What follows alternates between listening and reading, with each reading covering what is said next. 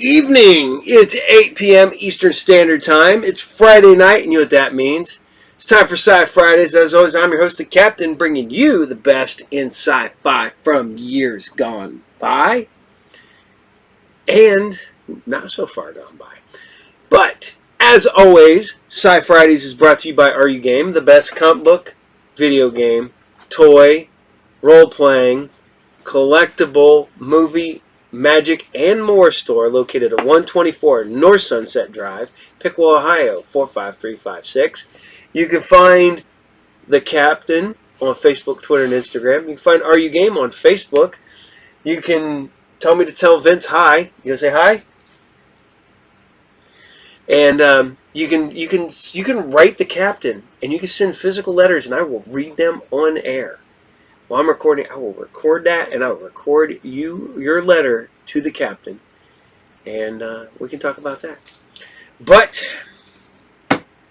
I told you it's spooky seasoning, and we're going to keep it up with that. But we're still bringing some the old classic sci-fi, because we're on episode 15 of 19 for The Wizards. We're almost done. We're creeping ever so much closer to the end of The Wizard, and you know.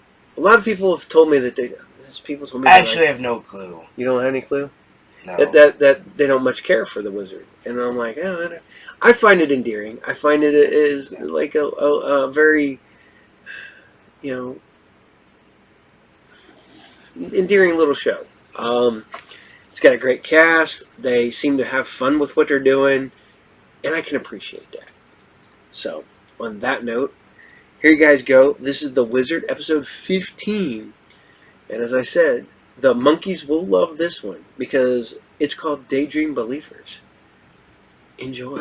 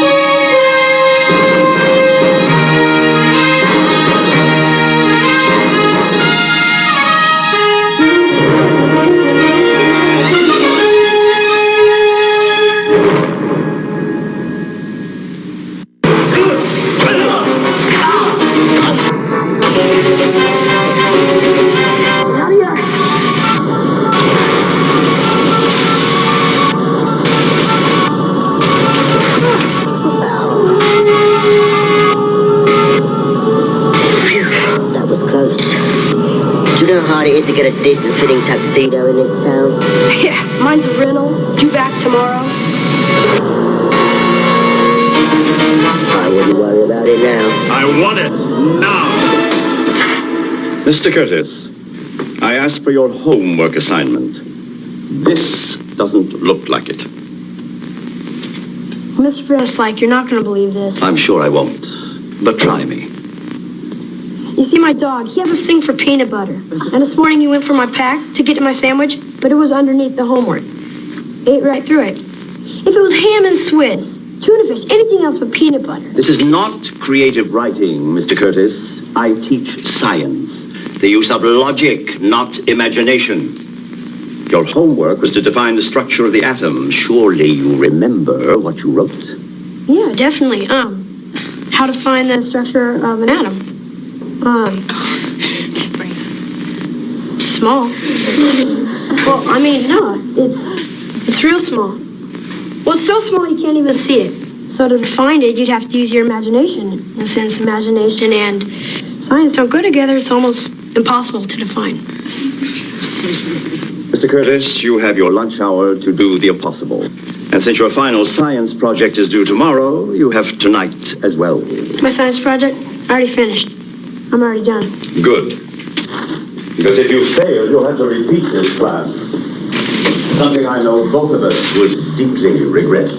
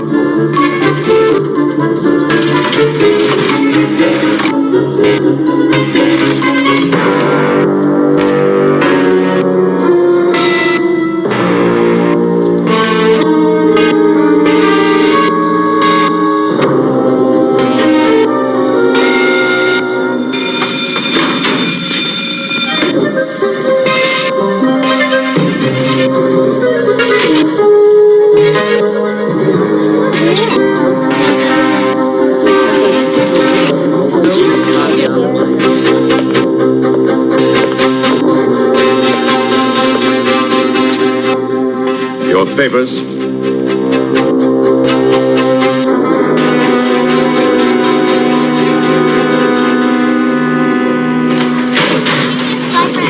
Hey, Wendy, hold it! Wait up! Come on, you can't be serious. Corey Curtis is totally out of it. It's just on a different plane. Yeah, Air Mars. Listen, you guys aren't gonna believe this. That much we know. I got the goods on Van Slyke during lunch period. He's not really a teacher. What do you mean? He's KGB, a Russian agent. Van Slyke's a spy. Sure, last time he was a wanted Nazi. No, I was just kidding about that. This is real. The question is, are you for real? Come on, Wendy, let's go. He has a gun, a Luger, pictures to the base, a Russian code book. He's not really a teacher. It's just a cover.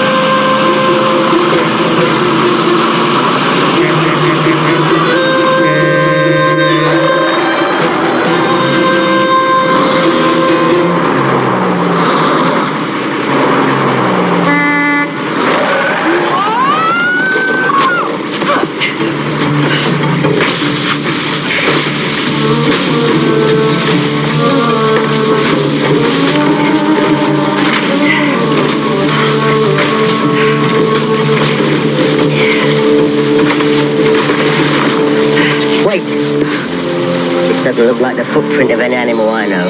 It's a trick. Van Slyke's trying to throw us off the path. The natives say there's a creature roams these parts, feeds on human flesh. Let's get out of here. That's just a legend. There's such things as living legends. Look, all I know is Van Slyke's hideout is somewhere around here. I don't see any sign of him. He's here. You gotta believe me. Corey, how many times do I have to tell you this? I do believe you. Well, you're the only one who does.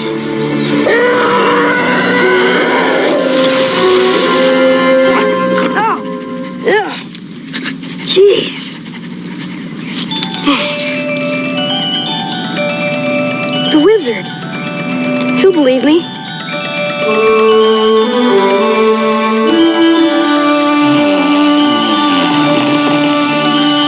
Fred, you know, this is how I I always imagined it. Look at him, the wizard, levitating. Levitating. Simon, wake up! Alex, you are a rascal. I'm sorry to disturb you, Simon, but this young man feels it's urgent he should talk to you. It's classified. Who are you? Corey Curtis. How are you floating up there like that? Huh? Floating, how are you doing that? Oh, just doing some research. This bed is attached to some high-density compressed air. It's very relaxing on the back and very good for the mind. Do you want you to talk to me? What's so urgent? Oh, can they be trusted? Who, Alex and Tilly? With my life. Great, security, huh? Good, because we're talking about national security on this one. My science teacher, Mr. Van Slyke, he's a Russian spy. Is that right? Your science teacher? Yeah, down in Mojave, Alberta Junior High. Mojave, you've come a long way. Yeah, well, me and Simon work well together. What? No. I mean, I know we will. Look, we gotta get down there, because I think he knows that I know, you know? You think that he knows that you know that he's a spy? Well, a car tried to run me down on the way home from school today. I mean, it had to be Van Slyke. He's always trying to flunk me. Corey, did your mother know you're here? No, my mom works all day at the base. Listen, I know this is hard to believe, but I have proof. Well, that's good because espionage is a serious charge. We gotta move quick, because it's going down a day after tomorrow. What is? I don't know yet. That's what we have to find out, so we can stop it. You guys gotta believe me, I am telling the truth. I always think it's important to get to the truth of the matter. All right, I knew you'd believe me. Tilly, why don't you take Corey upstairs? I'm sure he's very hungry, and after a meal, Alex and I can drive you back, all right? Great, you and me are gonna nail him, just like always. Yeah, well, all secret agents wash before din around here. Spies in junior high school. Don't tell me you believe that. Well, he believes what he's saying. Yeah, but he believes he's worked with you before. Alex, I want to drive him back there. He says he needs help. I'm sure that's true.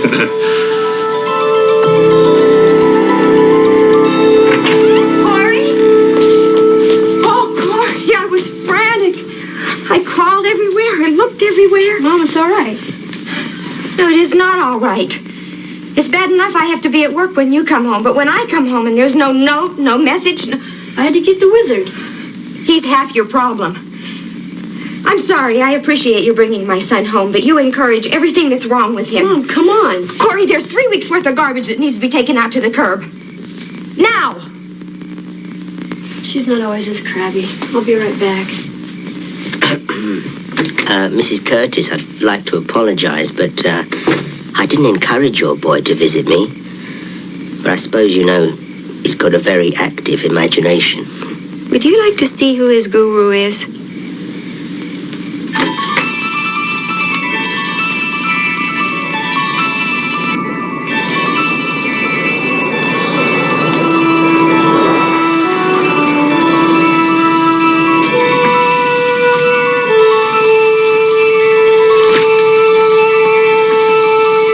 Is this Corey's father?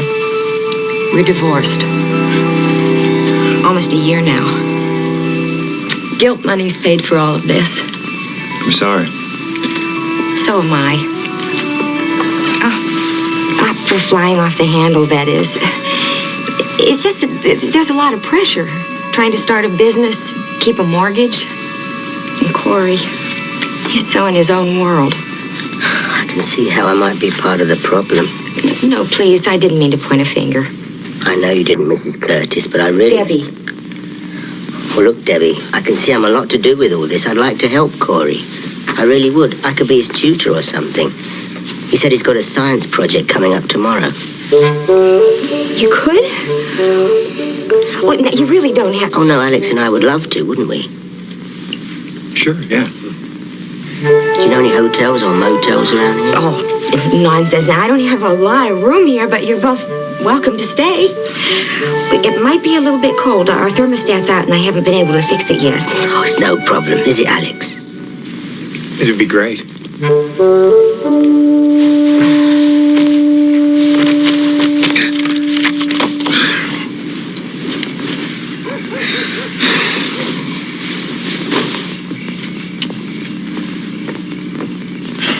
Are you sure you don't want the couch, Simon? No, I can't sleep. This isn't your fault. I'm not so sure. Look, the kid comes from a broken home. His mother's struggling. None of your games or your toys caused this. The kid's imagination just ran away with him, that's all. Yeah, and he's taken me along with him. Perhaps I've taken him along. What that boy needs is a good, solid dose of reality. Not reality, that's what he's running away from. I know what it's like to hide in your imagination. I just want to try and help Corey to balance it with his normal life. Yeah, well, believing in Russian spies at the local junior high school isn't a very good start. I don't think you ought to encourage him. I'm not trying to encourage him. I'm sure he knows that's a fantasy. Shh, quiet. Let's go. The coast is clear. We can sneak into the school and I'll show you where Vance Light hid the gun, the Russian code book, the pictures to the base. Whoa, slow down, Corey. I think we can do two things here. We can avoid a charge of breaking and entering, and we can avoid a grade F in your science project. And get that light out my eyes. Hello, everybody. My name is Simon McKay, and Corey here has asked me to assist him in a science demonstration. One that will show us that how we perceive the real world isn't always as accurate as you might think. And Corey has very kindly made these diagrams. If you look carefully at those two lines, I would like someone to tell me which one looks longer, the one on the left or on the right. The one on the left. It's obvious. Anyone else? Wendy? They're the same. You're right. They are the same. Now, here's another example. On this card, the top line looks a lot longer than the bottom line, but if we check carefully, you'll be able to see that they're exactly the same length. Now, this shows us that the reality isn't always as it might seem or as we might want it to be. Sometimes our eyes play tricks on us. Now, it's very important to know the difference between what's real and what's an illusion. Right, everybody, there is no drill scheduled for today, so this may be the real thing. Quickly now, everybody out.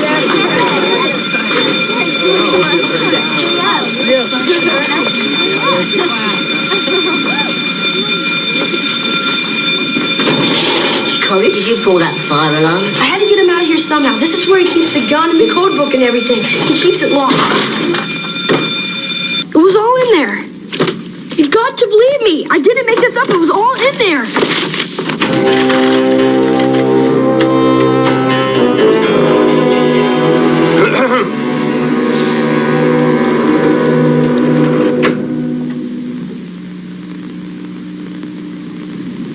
Recognize this? It's the tool dentists and hygienists use to scrape tartar off your teeth. Recognize this? It's the tool more of them recommend to help keep tartar off. Tartar Control Crest with fluoride. Look, ugly tartar must be scraped off, but you can fight cavities and help keep your teeth tartar-free between cleanings with clinically proven Tartar Control Crest.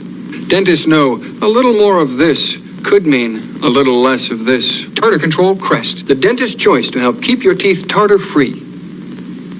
You know when things really heat up? When we're inside the opponent's 30-yard line. That's when things get exciting, get hot. That's when you really start sweating. But you won't find me showering with the deodorant soap. I made a clean break with Ivory. Look, Ivory's good, honest soap. So I don't feel all covered up with deodorants or heavy perfumes. I just feel and smell clean. That's an honest clean. Make a clean break with Ivory. You just can't beat Ivory's honest clean. Even when you're not playing so hot. Why are you letting your cold keep you up? Toughing it out alone, shivering and shaking, coughing your nights away, competing with a nose that runs like a champion, wishing you could breathe as well with your mouth closed as with it open, wondering what it was you did to deserve to be this sick. Why? When there's NyQuil, the nighttime sniffling, sneezing, coughing, aching, stuffy head, fever, so you can rest medicine. From Vicks, of course. Friday. Lee and Amanda, destined to tie the knot. Absolutely. We'll do it. Determined not to bite the dust. Scarecrow and Mrs. King. Then, What have you done? Oh, my God. Sue Ellen becomes a vulnerable pawn. He's not after Sue Ellen. He's after me. In a game of revenge, Dallas and... There have been some strange, mysterious things going on. Are you falling in love with Richard Shannon? They're gonna kill Dan. How would you like to go to work for me? Falcon Crest, Friday.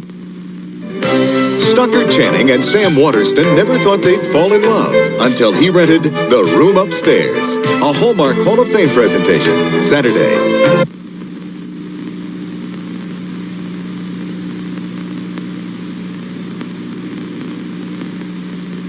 If you've got friends who are trying to lure you into their deadly drug habits, I wonder what your enemies are up to.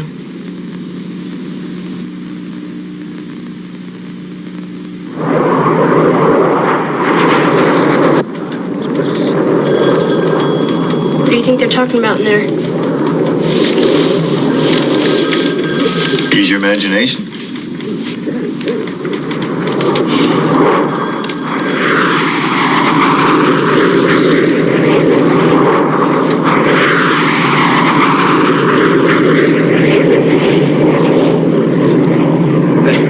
One of our teachers, a Soviet spy. Well, Corey said he saw something like a gun and some other unusual objects in Mr. Van Slyke's desk. Well, Corey has a vivid imagination, Mr. Yes, I know that's part of the problem. I think Corey's been harmed by his parents' divorce. He's a very frightened boy. He's trying to come to terms with real life. I think he deserves all our understanding and our help. Well, I couldn't agree more. But at the same time, I can't have him spreading rumors about our teachers. Mr. Van Slyke is a dedicated educator. Well, could it be some of the problem is with science? Something to do with Mr. Van Slyke? Could you tell me something about him? Oh, George. George is strict, but fair. Certainly not a spy. No, as a matter of fact, he lost half his family to Soviet tyranny. Where was that? Well, I don't remember right now. Well, Eastern Europe somewhere. Mr. McKay, see, the parents of most of our students are in the military or work at the air base. Some in very high-level security jobs. So we must put a stop to these rumors. Yeah, I understand. Mr. Cummings, would it be all right with you if I sat in on the rest of Corey's classes, see what his environment's like, get to know him better? Oh, it is a pleasure to have you here at Amador. Corey is very fortunate to have somebody like you to help him. I only wish I had more time to spend with the students individually, you know, and to devote that's time. Come on.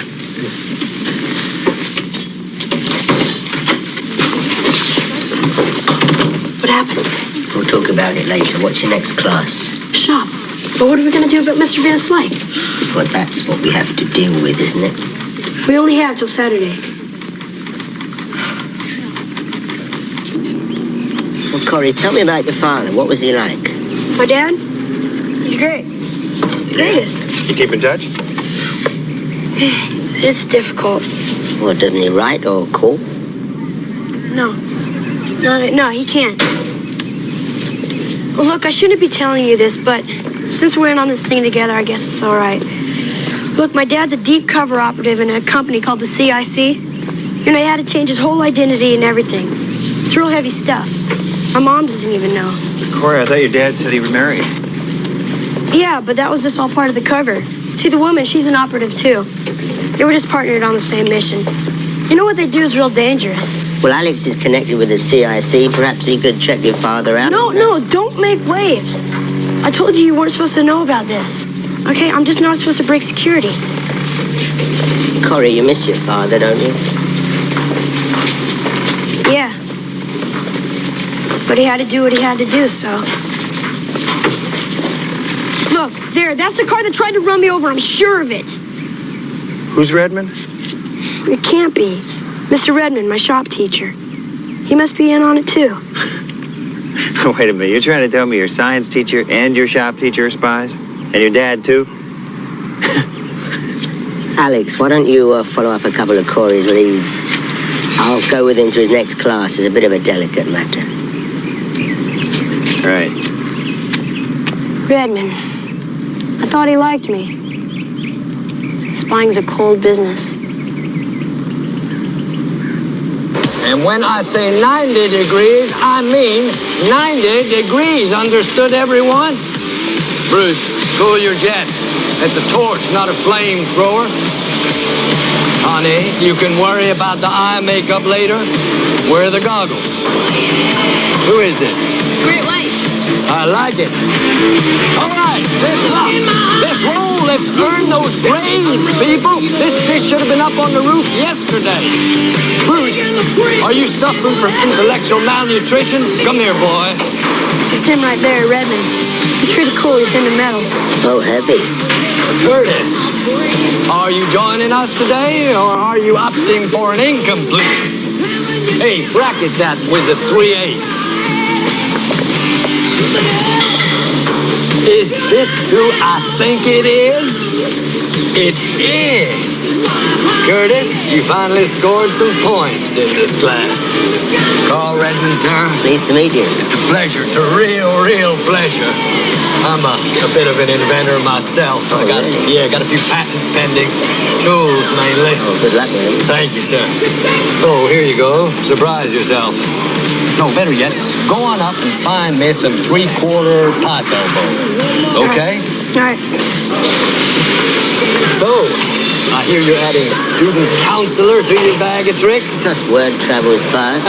Oh, the faculty gossip's even worse than the students. And as far as they go, you picked the worst of the bunch. Corey, he is way out there, man. Yeah, well, he seems a bit jittery today. He says someone tried to run him down yesterday and they were driving your car.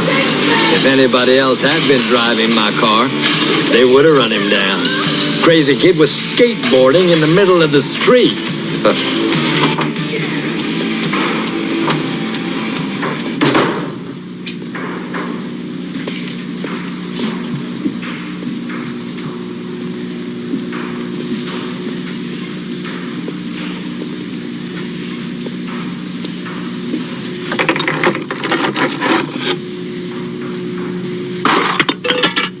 Hello?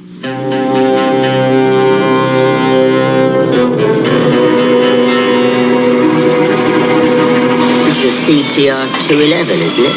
Yeah. See, we can't get cable out here, so Amador Junior High is turning on the high beam. That is, if we ever get the base welded together this semester. Hey, while I got you here, maybe you could take a look at this laser saw idea I came up with.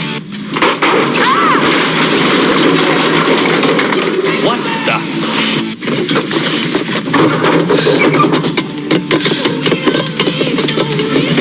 Corey, where are you? Over here! Oh, man, what did you do? Curtis, you hurt? Hey?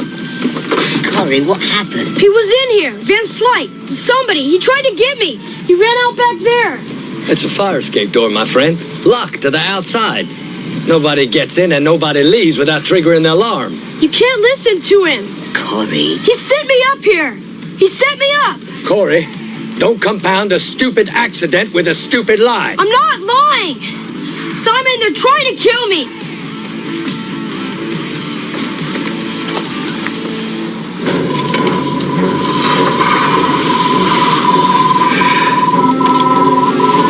Corey, you were right. We should have listened to you all along. All right, we got the wires. Now what? Okay, we've got the 2 rainbows and a grounder going from the timer to the positive end of the detonator. There's no time. I'm gonna risk it. No, wait! False leader. If Lord saw the kingdom come. Well, then what wire do we cut? Corey, it's your call. Cut the wire on the left. Corey. Cut it, Alex, now! Stop it! Snap out of it! What? Are you all right? Yeah. No, what are we wasting our time fixing a thermostat for? It's Saturday. Whatever Van Slyke and Redmond are up to, it's happening right now. Just stop that. Think's about time you and me had a word about the truth. About the difference between knowing what's real and what's make-believe. But this is real. Is it real like the story you told me about your father being a special agent? About that thermostat being a bomb ready to explode? Look, I saw the gun in the Russian code book in his drawer. And Saturday was circled. Saturday could have been Van Slyke's anniversary. He could be learning to speak Russian. The gun could be a squirt gun he's confiscated, just like he did your drawing. I know what a squirt gun looks like. But they're very realistic, aren't they? But they're not real. Corey, I checked your father out. He's a squadron commander at Andrews Air Force Base. He lives in Baltimore. He's remarried and he has nothing to do with the CIC. Okay, all right. Maybe I make things up sometimes. Maybe even a lot of the time. And I know my dad's no fancy agent. I just said that because, well, I don't know, I thought it'd be easier to believe than... You thought it'd be easier to believe than he's not coming home. I guess so. I know my dad's not coming back. I know the truth, and I'm not lying to you about Van Slyke. I live a half a mile away from an Air Force base that he took pictures of. Spies could be using the school. Simon, if you don't believe me, who else do I have?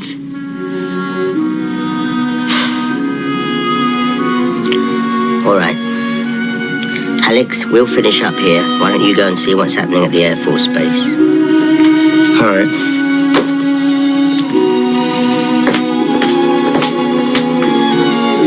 Corey, I'm sorry about your dad. I know how hard it is.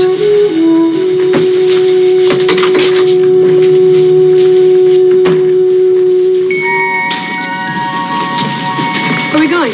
Well, while Alex is looking at the story from his side, we can look at it from ours, all right?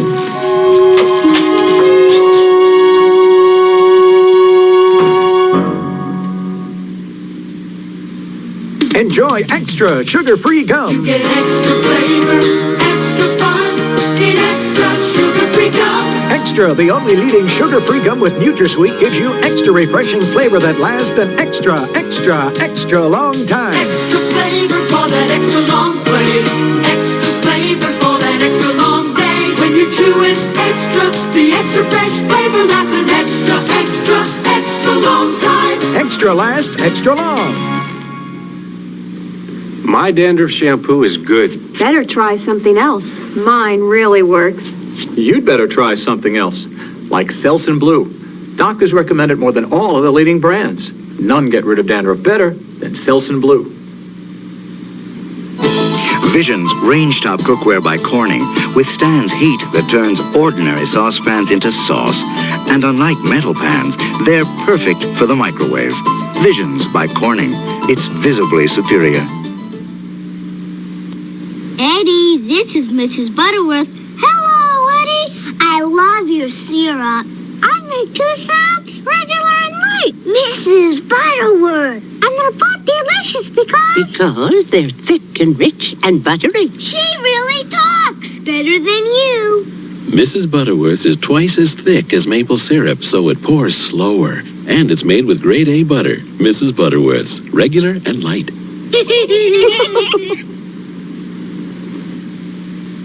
The wizard will continue.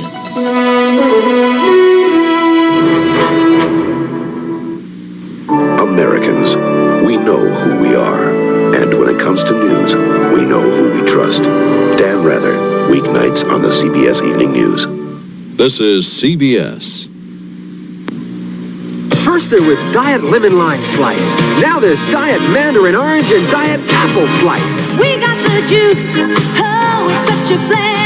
3 great tastes. Nobody else has. We got the juice. 10% fruit juices. Orange, lemon, lime, and apple slice. 3 diet flavors and it's just paradise. We got the juice. Lemon, lime, apple, and mandarin orange. Diet slice. Eyewitness News at 6 and 10 with Wichita's first and most experienced co-anchor team, Roger Cornish and Susan Peters, reporting the day's most important stories. Susan Peters reports now live by satellite. Susan. That's right, Roger. In just about 20 minutes now. No matter where these stories break, Eyewitness News will be there to bring you the story. Experienced, committed, involved. The area's most popular news. Eyewitness News at 6 and 10, leading the way. Roger Cornish, leading the way.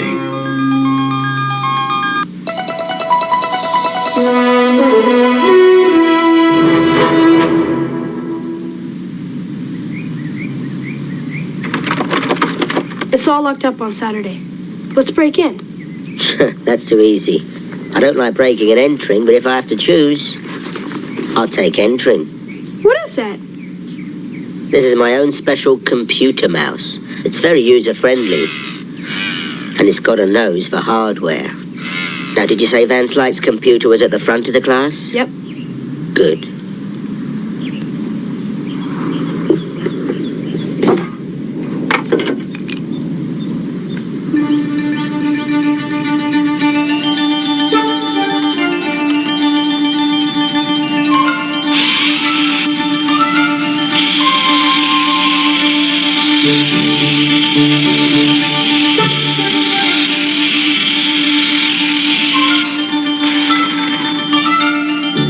Oh, how's he gonna get on top of the desk? It's a very smart mouse.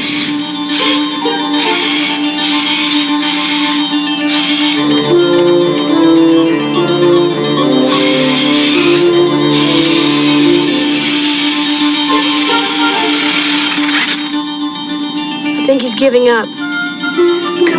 Come on. Say cheese.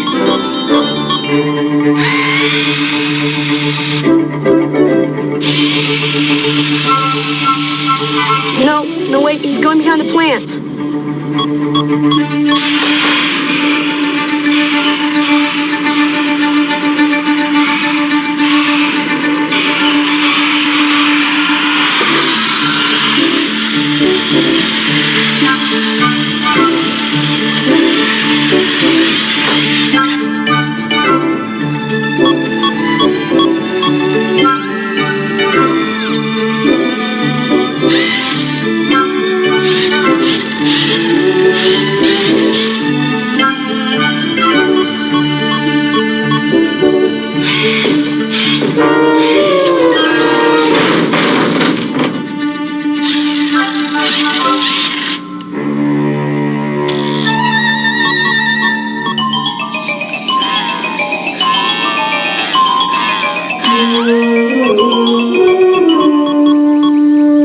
That's it, we're in. Now, file directories, tests, notes, lectures, students, systems, grades. Here's a logic question for you, Corey. Which one of these doesn't fit in? They all have to do with school except for systems. Let's try.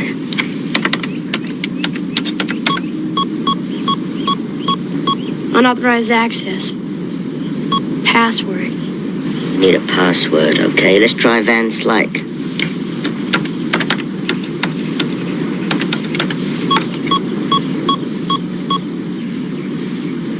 What about just his initials? Yeah. VS. No luck. What about... What's the Russian word for systems? Systemy. Try it.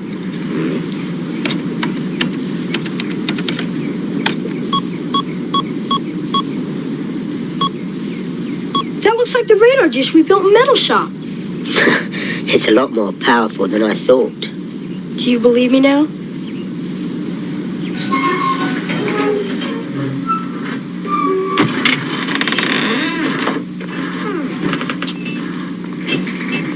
You keep watch out here.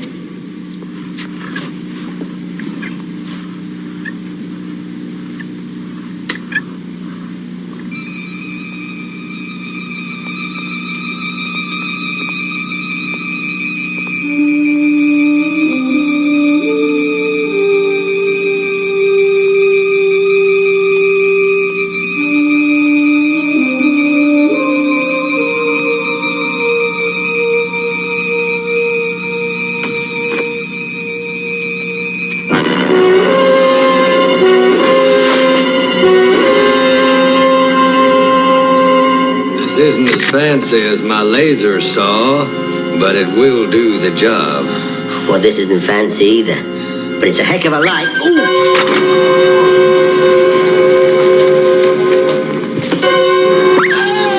Corey, where are you? He's right here.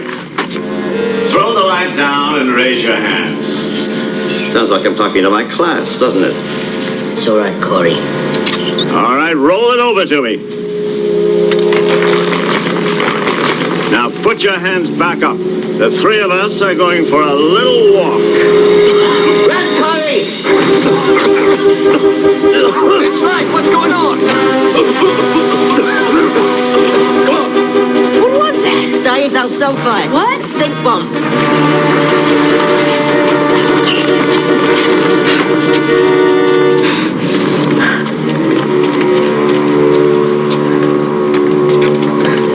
I think we can give him the slip. I think not. Mr. Cummings, I don't believe this. Is this real? Is this really happening? I'm afraid so. Welcome to the Tomb of the Unknown Student.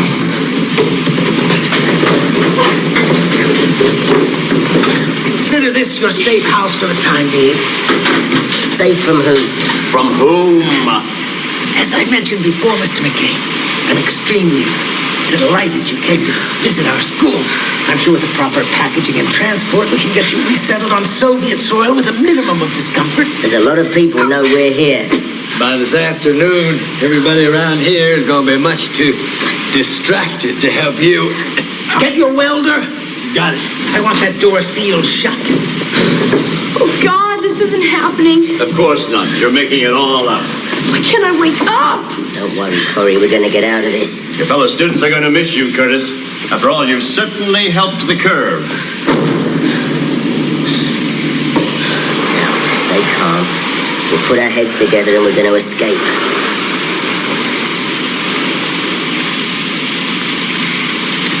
Oh, way to go. I'll have you untied in a second.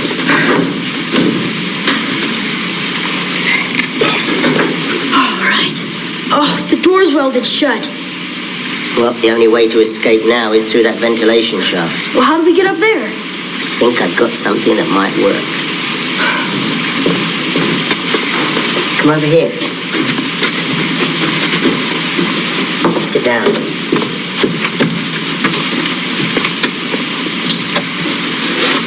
This usually works best in A minor.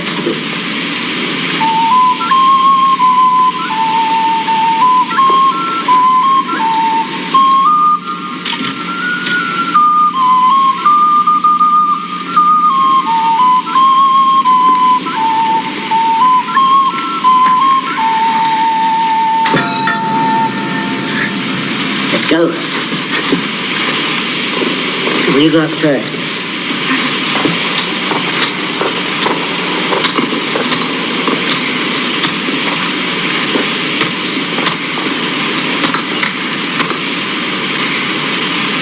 Come on, you can make it, Simon. You can make it, Simon. Corey. Corey, snap out of it. I'm here with you. Climb up, Simon. Hurry, climb up. Corey, I need you here. We need each other. We've got to find a way out of this. Corey, can you hear me?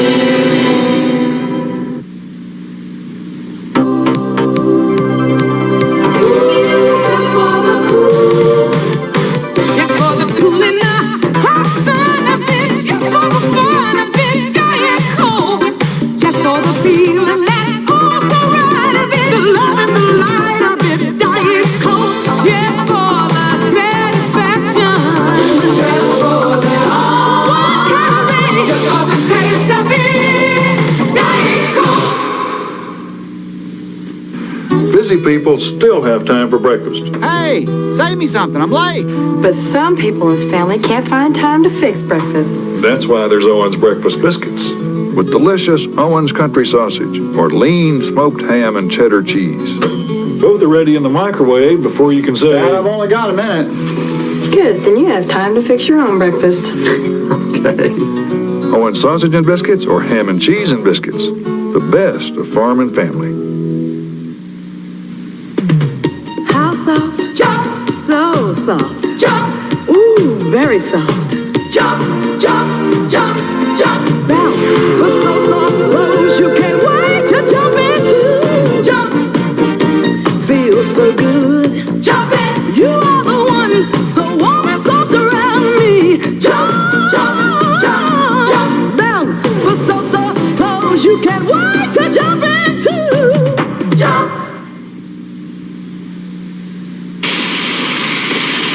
talk to me. I need your help. Whatever it is you're imagining won't get us out of here. You can't wish this one away. You've got to come back and face it. We'll face it together. Corey. All right, have it your own way. If you want to stay locked up in your own world, that's fine. But I'm going to find a way out of here. The wizard is leaving. Goodbye. Don't go. Please, Dad. Why do you have to go? I didn't do anything. That's right, Corey. You didn't do anything. Your father left you, but it's not your fault. You've got to break free. Where's your bag? The snake. I got my bag. They took it. We're never going to get out of here.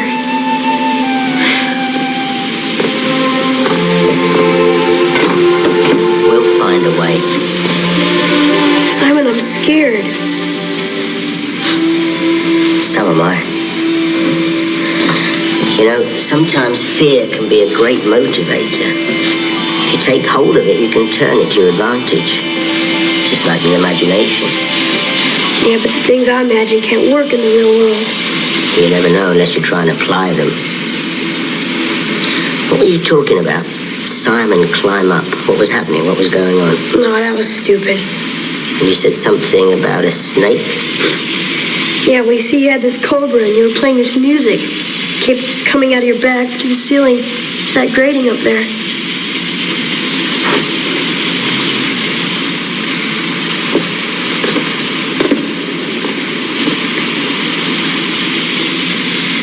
I told you it was stupid. A cobra, you said?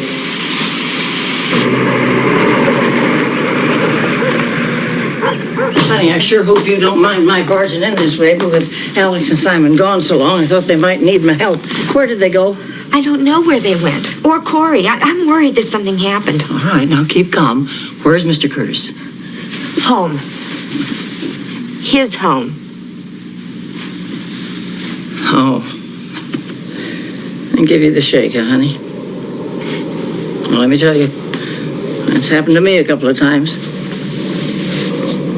He writes, Corey. But Corey won't open the letters. He's hurt. He feels betrayed, and it's affected everything in his life. His schoolwork, his appetite, us. Oh, something's happened to Corey. Shh. Hang in there now. You know, really, I ain't all that worried, because your son is in the hands of the best, Simon and Alex. If ever I saw two guys in complete sync, they're it, like a homing pigeon. Simon? Tilly, what are you doing here? Looking for you. Where's Simon and Corey?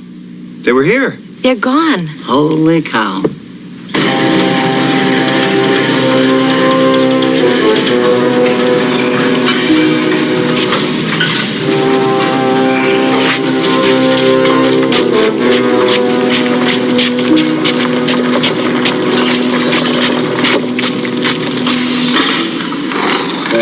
Cobra's head if ever I saw one.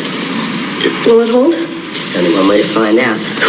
How's it gonna get up to the pipe? Well, I haven't got my flute. We're just gonna have to lift it. Slowly.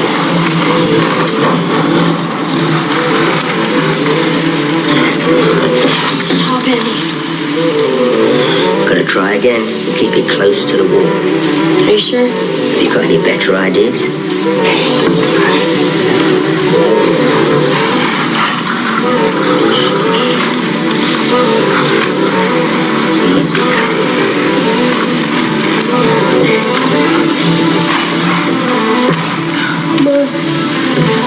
Now we've just got to lock it on.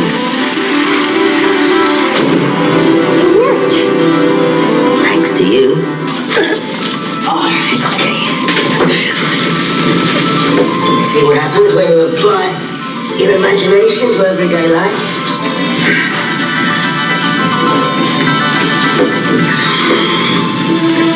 You end up at the bottom of a smokestack.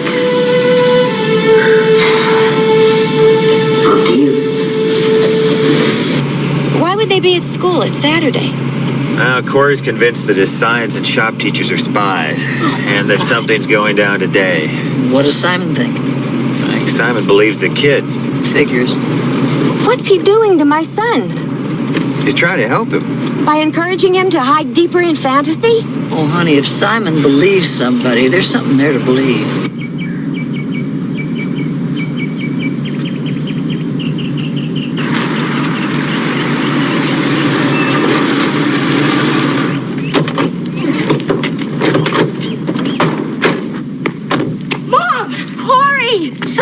Tilly! Alex, Corey was right. Landslide and Redmond, they are saboteurs. So is Mr. Cummings. The principal? Mr. McKay, enough is enough. Corey, you're coming home with me. No, Mom, they tied us up and welded the door. We had to climb up a snake to get out the chimney. Corey. He's telling the truth. Well, maybe this isn't a coincidence. What? The Air Force is testing a new cruise missile today. Well, that's it. That's what we saw in Redmond's workshop. They've got to be close by. We must find the satellite dish. Alex, they're armed. Get the police. Tilly, take Mrs. Curtis and Corey home now. No, I'm coming with you. Corey!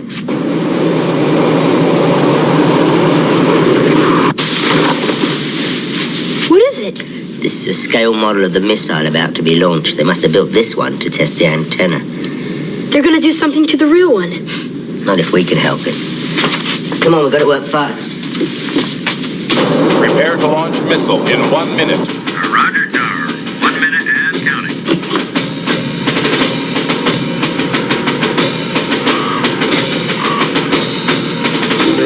Started. Nie начинает нравиться быть начальником. Дождаться избавиться от заплаков. Что это? Кассеты.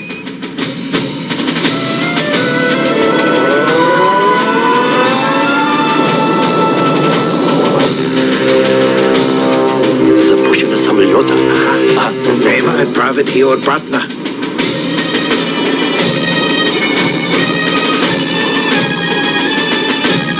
Что?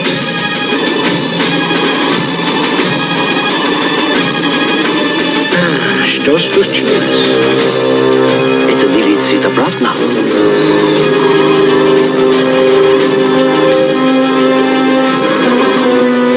Куда она летит? Надо бежать!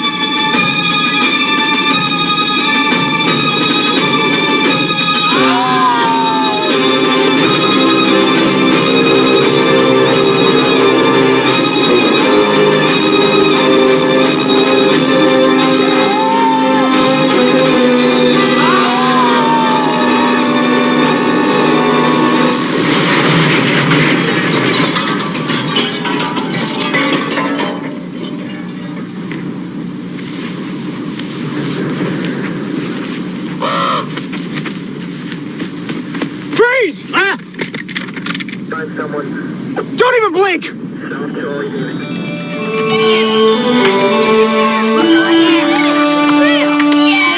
It hit all right! And that was real, not make-believe. Yep, that was real. You see, Corey, you should never let your imagination run away with you. Never let your imagination run away with you. Never let your imagination run away with you. Simon. Simon, you should... You said you were only going to test this thing for 5 minutes. How long have I been here? 3 hours. Workmen have just finished. I just want to thank you for letting me come here with my dad. I had a great time. Oh, I'm glad to hear you and your dad are back together again. My dad and I are together all the time. What do you mean?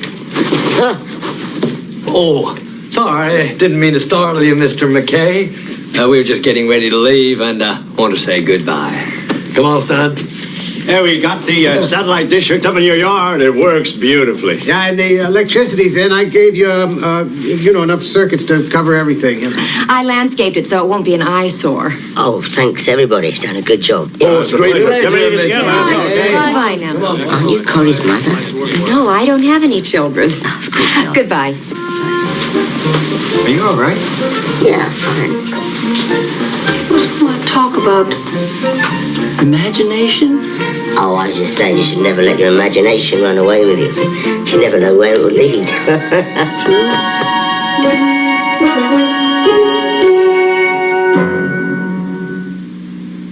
I wish this could last all night. All night, all night, all night. Duracell. Oh, it can. And tomorrow night, and maybe the next night, and the following day. The Copper Top. No battery is stronger, longer. Who's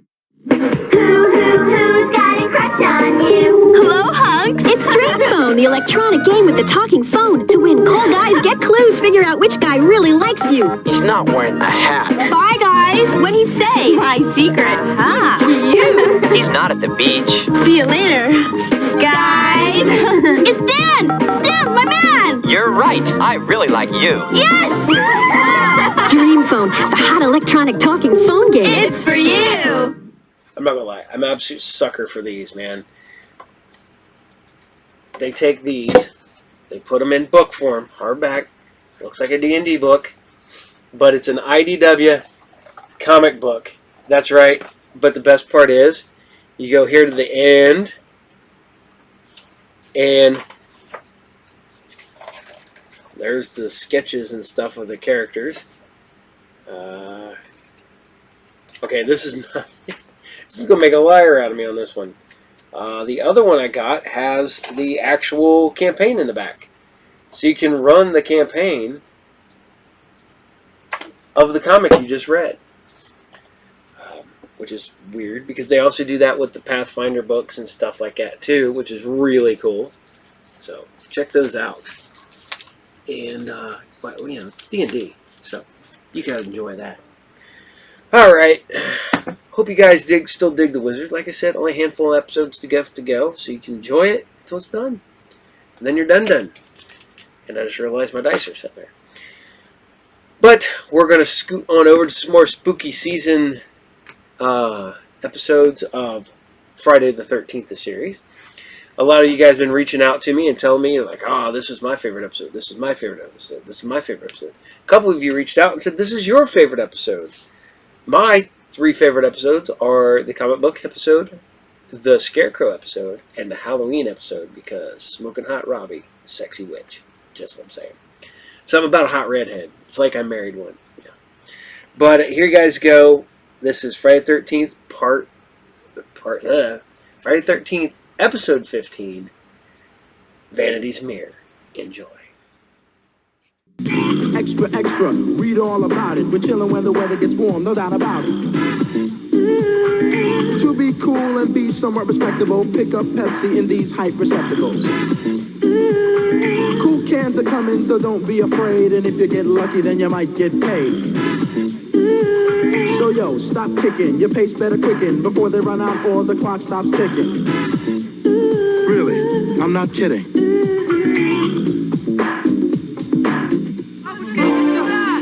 For Lisa Vinichenko, this is a big day. A very big day. Это для баскетбола. Welcome to Kentucky Fried Chicken. You ought to try a whole meal. Очень нравится. She'll take it.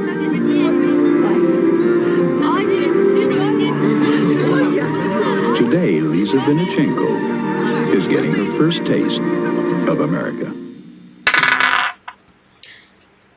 Man, that's loud. That's what's crazy about getting new dice. They these metal dice and they're like roll across the thing and it's like the plastic ones there it is. It's not really filled. It's all metal. It's a metal piece of dice. There's another one. It's a lot of metal. And that will destroy what we used to call these back when we used to play D&D back in the day were map killers. Because they will eat a map alive. So, alright. So I hope you guys dig Friday the 13th. Because we're going into what I aired last week, which surprised the heck out of me that we were able to get it. Spider-Man. The live action Spider-Man. Yes, some people hate it. Because, you know, they don't get you any real villains. It's all like the bad guy of the week. But the same thing they did with the Hulk. Hulk lasted multiple seasons. This only got the one. But at least it did better than the other series. You had the Doctor Strange. They only got the pilot. You at least got the Captain America. They got 2 pilots. This episode I'm showing today is technically the second made-for-TV movie. But it was cut into 2 pieces. But, excuse me, you're getting both of them in one solid 1 hour and 30-minute episode. And that is the Deadly Dust. It was the second. You had the made-for-TV movie, the first one. Then you had the Deadly Dust, which was a made-for-TV movie, which was, both of those were cut in half for episodes to be aired later. So this can either be episode 2 or made-for-TV movie 2, or this could be episode 3 and 4, or this could be episode 2 and 3. It's weird. That's why I'm just calling it Spider-Man Deadly Dust. So just sit back, relax, and enjoy some Spider-Man. The powers of a spider, it would have incredible strength. Miss Hoffman is a reporter for the Weekly Examiner. I never know when I'm going to see Spider-Man. Well, that's all right. I'll just sort of tag along, and that way I'll be there when you do see him next time. It's the only way we can make our point. You built a bomb. To prove how easy it was. You realize what they could do with an atomic bomb? What's this all about? I want the plutonium. Run, Gale! Get after them.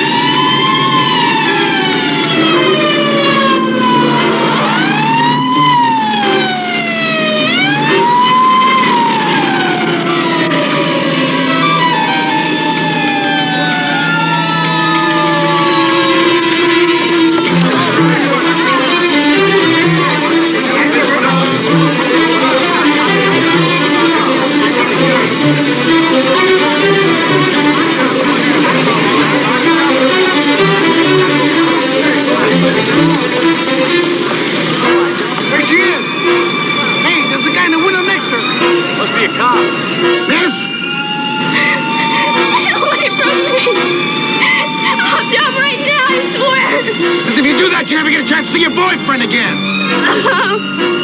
I don't want to see him. It's all his fault.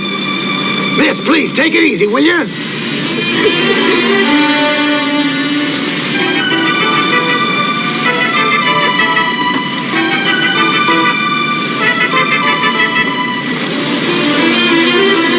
Miss, you got your whole life ahead of you.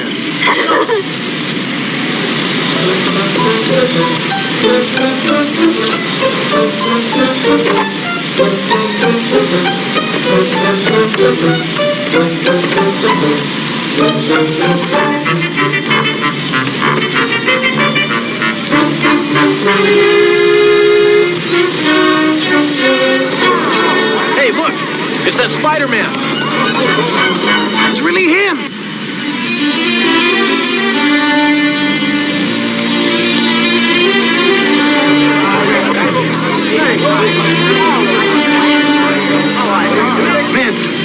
Miss, please, come back inside and let's talk, okay? No. I'm all through talking.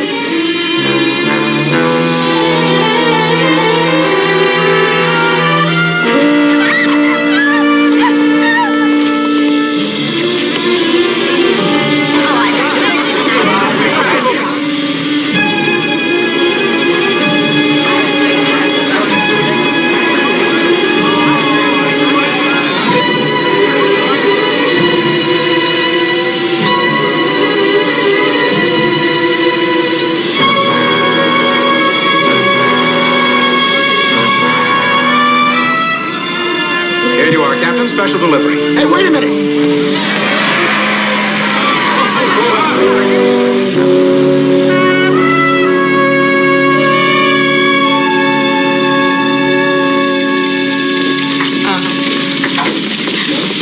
How's Mr. Jameson as a boss? Well, Corinne, I'll tell you. After 1 year on the job, I can honestly say he's different. Yeah. Oh, hey, listen, that's my other line. I'll call you later. Okay, bye-bye. Mr. Jameson's office. Uh-huh. You want him to donate to what? Honey, you got the wrong Mr. Jameson. You're welcome. The Atlantic Socialist Alliance wants Mr. Jameson to make a donation. Mr. Jameson? Yes, and he's so conservative, he wouldn't even eat a piece of steak if it was a little bit pink. Rita, did I hear you say that you've been here almost a year? Mm-hmm. I can't believe it's been that long. Seems longer to you, too, huh? Well, I gotta tell you, it's really nice having you here. I mean, it's nice having somebody else on my side, if you know what I mean. Well, thanks, Pete. But it works both ways. I mean, everybody needs somebody to talk to. Which reminds me, I saw your pal Spider-Man on the news last night. Oh, yeah, so did I. Does this mean our mystery man is going public? Oh, no, I'm sure it doesn't. It's just that there really wasn't any other way for him to handle that. I mean, Rita, that girl was going to jump. Well, a little publicity never hurt anybody. In Spider-Man's case, I'm not so sure that's true. Rita, would you get me the files on last year's garbage strike, please? Hello, Parker. Hi, Mr. Jameson. I suppose you're here to sell me some exclusive photos on Spider-Man in action. Well, no, I saw that on television, too. I'm sorry about that, sir. Come on, boss. You can't expect Pete to get every photo of Spider-Man. Oh, I can't. Why else do you suppose I've got him on the payroll? No, that's not fair. Pete does a good job every time you send him out. Which isn't nearly as often as I'd like, sir. Keep out of this, will you, Parker? It's true. You never put him on the big stories. If I'd have wanted a partner to help me make decisions here, I'd have gotten one 30 years ago. Mr. Jameson, I have an idea for a story that I think you'll really like. You have an idea for a story? Yes, now, I'm sure you're really going to like this. Not now, but can't you see that I'm busy? Oh, man.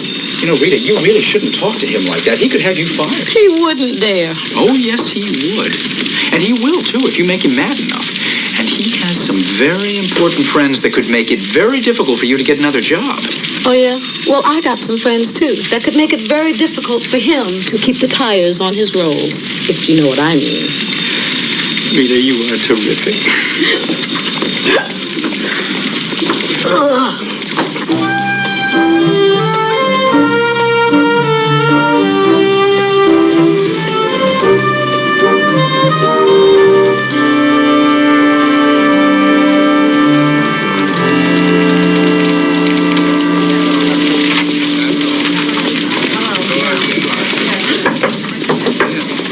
Sid, what is so important for you to drag me off a tennis court? I want to show you something I got from a TV station in New York. Couldn't this have waited? This is a piece of history you're seeing. Spider-Man has been seen on the rooftops of the city for a long time now, but this is his debut on the 6 o'clock news. The young woman had been on the ledge for over an hour. According to New York Police Department spokesman Captain Barbera, she resisted all attempts to talk her out of it. In the captain's own words, "We needed a miracle. I guess you could say we got one. I'm sure we would have lost her if it hadn't been for Spider-Man." That's the most incredible thing I've ever seen. Incredible? Wrong word. Why don't you try ridiculous? I want you to get the Examiner an interview with that Spider-Man character. I want to do a cover story on him. You're kidding. You want to do a cover story on some weirdo who thinks he's a cross between Rudolph Nureyev and Tarzan? The public will eat it up. Oh, Sid, why me? Because he's a man, and you have a way of getting men to do what you want. Oh, yeah? Then why can't I persuade you to put somebody else on this story? Because I know you too well. You're on the 7:30 into Kennedy. Wait a minute. How am I supposed to get in touch with this nut? Look him up in the phone book? Funny, gal, funny. There's some people you should see for research. The real key is a college student who's a part-time photographer for the New York Daily Bugle. Until this news film, he was the only one that was ever able to get close to this Spider-Man. Peter Parker. That's the one.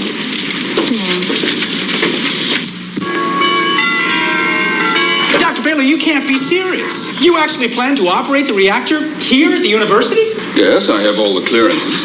Well, sir, it's one thing to conduct an experiment, to build a model, but to actually operate it, that means you'd have plutonium in this very building. Mr. Parker, we're talking about something a little under 5 kilos. Now, that's hardly a significant amount. Furthermore, it's already been delivered. Dr. Baylor, I hope you have created the perfect breeder reactor. I mean, I'd love to believe that there'll be no danger, but I just can't. Well, the reactor will produce exactly the same amount of plutonium oxide as it uses. There will be no waste and no danger. And the material will be stored in the safe room in the lab. Safe room? There's no such thing. If you inhale plutonium oxide, you could be dead in a matter of hours. They don't call that stuff the deadly dust for nothing. Look, terrorists could come in here and steal that stuff and build a bomb. It's ridiculous. The security's been doubled on the lab. Oh, some security. A bunch of old rent-a-cops. All right, suppose they did steal it. They'd have to be very sophisticated terrorists to turn it into a bomb. I am sorry, sir, but you are wrong. All the information you need is available at any good library. Everybody knows that. A university senior in physics could build one if he had the plutonium. Maybe he thinks he could build one. But would it explode? I certainly hope we never have to find out. All right, I understand and I appreciate your fears. But I also believe that the potential benefit is well worth the risk. The world will have cheap nuclear power, and the bomb-grade material can be strictly monitored. Now, I'm offering the world a solution, not another problem. Believe me, this is the way of the future. We'll continue this discussion on Wednesday.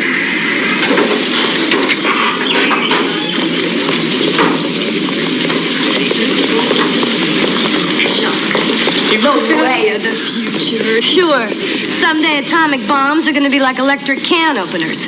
Everybody's going to have one. Hey, lighten up. If there was just some way we could convince Dr. Baylor. Maybe what he needs is a push. What do you mean? I don't know. Maybe you could get the Bugle to write a story. That's not a bad idea. Yeah, maybe the publicity put some real pressure on him. Well, it's worth a try. I'll see you guys later, okay? Okay, Peter, take it easy. Bye, Peter. What are you trying to do? Tell him the whole thing? No, I just thought the way he was talking during the seminar that maybe he'd come in with us. Peter, he's too straight. You know, it would be good to have him with us. If we don't need him, I can do everything he can. Okay.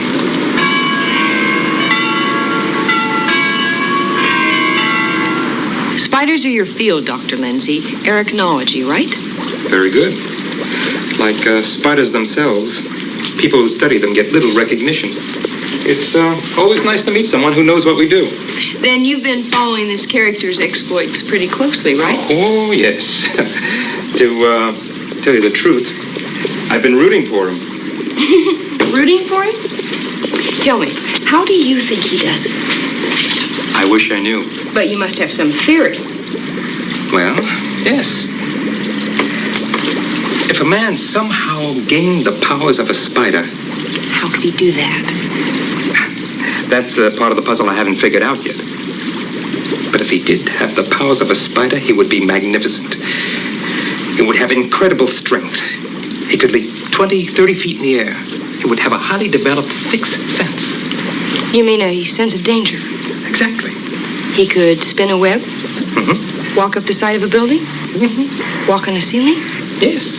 He undoubtedly could produce some kind of adhesive that would allow him to do all that. But, Mr. Jameson, the public has a right to know. Can you imagine what would happen if somebody stole that plutonium and used it to build a bomb? You should be working for a science fiction magazine. I could build one. Yes, what is it?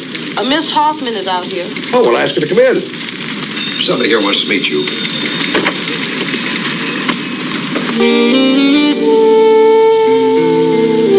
Come in. Mr. Jameson. Mr. Parker. How nice to meet you. I have been looking forward to this. Well, it's very nice to meet you, too, Miss... Ms. Hoffman. Gail. Miss Hoffman is a reporter for the Weekly Examiner. It's a national paper. Supermarket tabloid. Oh, yes. I've heard it. Why don't you sit down? Thank you. She has an idea for a story. As a matter of fact, it's something that I've been seriously thinking about for some time now. Well, you tell him. We want to do an interview with Spider-Man. The Examiner and the Daily Bugle print the story simultaneously. And since you're the only one who ever really gets close to him. Well, now, wait, I never know when I'm going to see Spider-Man. Well, that's all right. I'll just sort of tag along, and that way I'll be there when you do see him next time. If you don't mind. Well, of course he doesn't mind. You don't mind. It won't be that bad, Peter.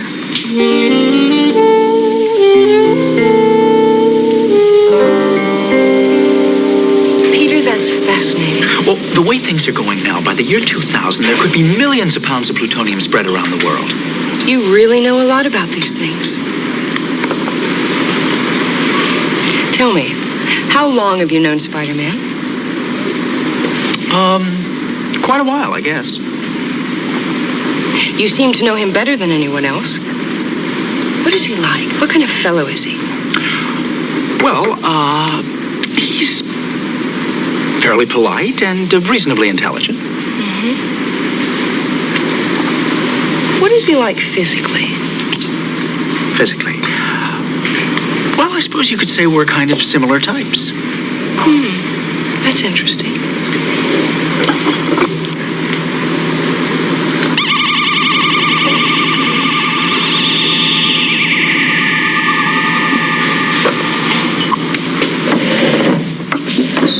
Peter, where are you going? To class. I forgot I have to see my instructor before the class begins. But don't worry, I'll be back, so please just wait here, okay?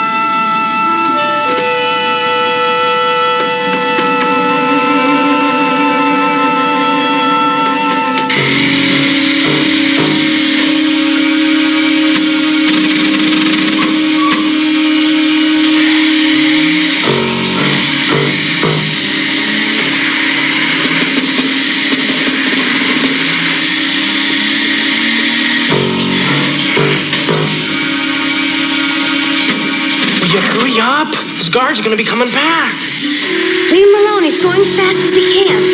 Shut up, both of you.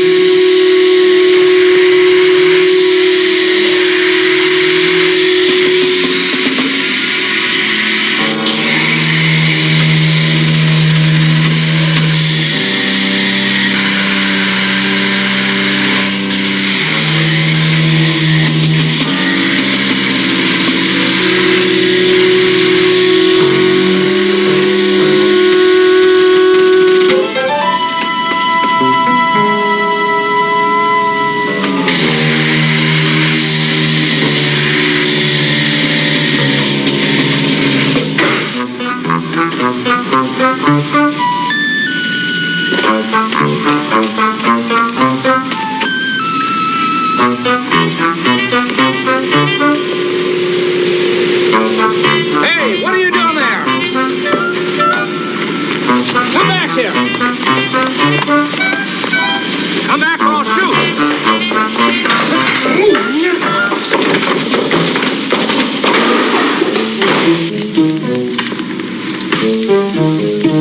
Hey, he went into Dr. Bader's lab. Come on.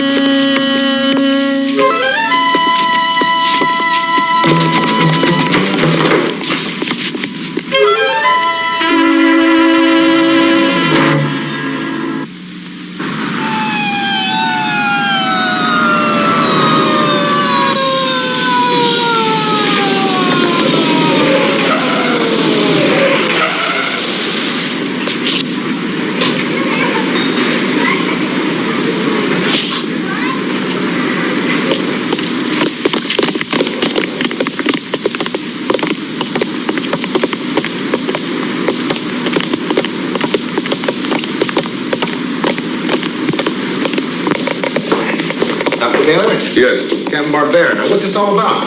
5 kilos of plutonium oxide are missing. That's the stuff they use to make A-bombs with, isn't That's it? right. But it's not dangerous unless they've opened the container.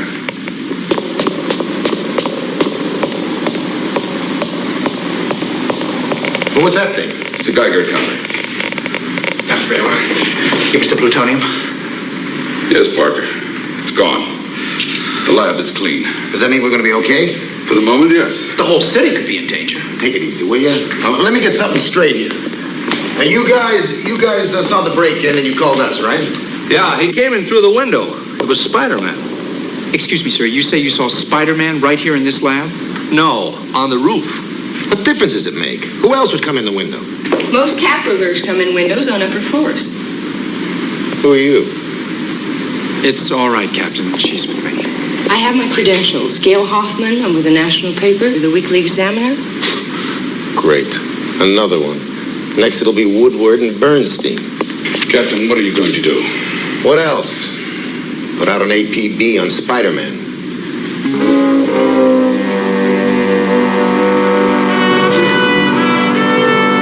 Where is Ted with that newspaper? Hey, will you relax?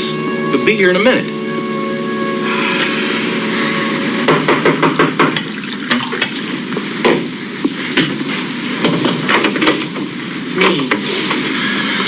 Page 10. They just say it's missing. What? Let me see. Baylor says there's virtually no danger of the material being used to build an atomic device. Sounds like Baylor. In fact, the real danger is to the people who have the plutonium. The police think that Spider-Man has it. I know. Oh, Craig! They're turning this thing into a joke. We'll see how long they laugh. You mean we're gonna go through with this? It's the only way we can make our point. We have to build a bomb.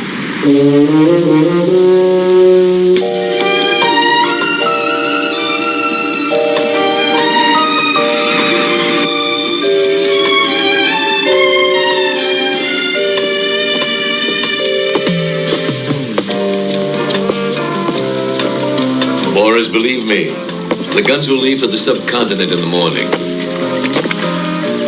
Oh, and Boris, I understand that some armored cars are about to become available in South America. Of course I'm interested. It's my business. I know, Boris, planes. You want some planes. Boris, trust me. I'll make some calls in the morning. Yes. Goodbye, Boris.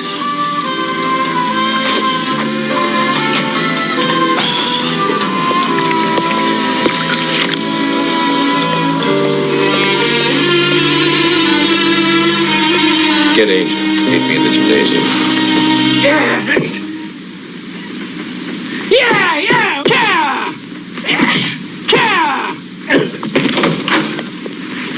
You want to see me, Mr. White? Yes. Take a look at these.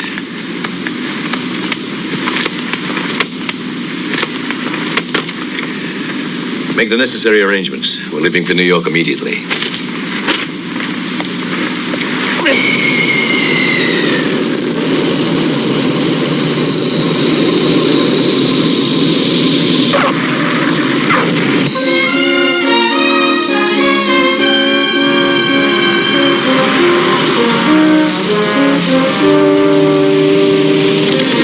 Well, there's nothing about the plutonium being recovered in any of the newspapers.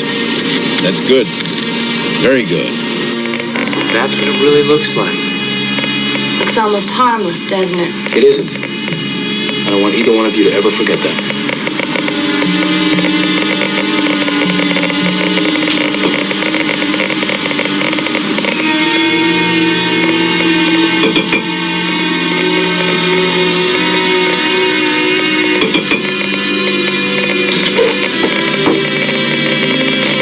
Remember now, after this phase, we monitor the radiation levels at all times. I want that Geiger counter on and roll.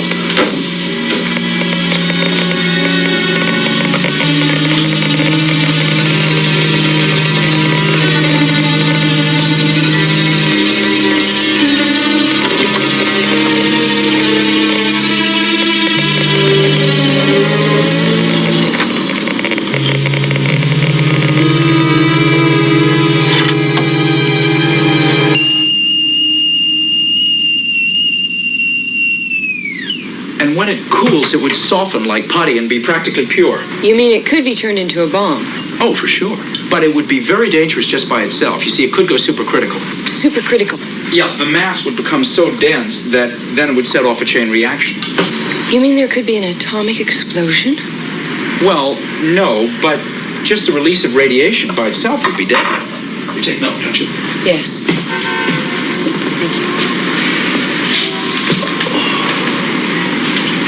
Peter, how do you know that Spider-Man didn't take the plutonium?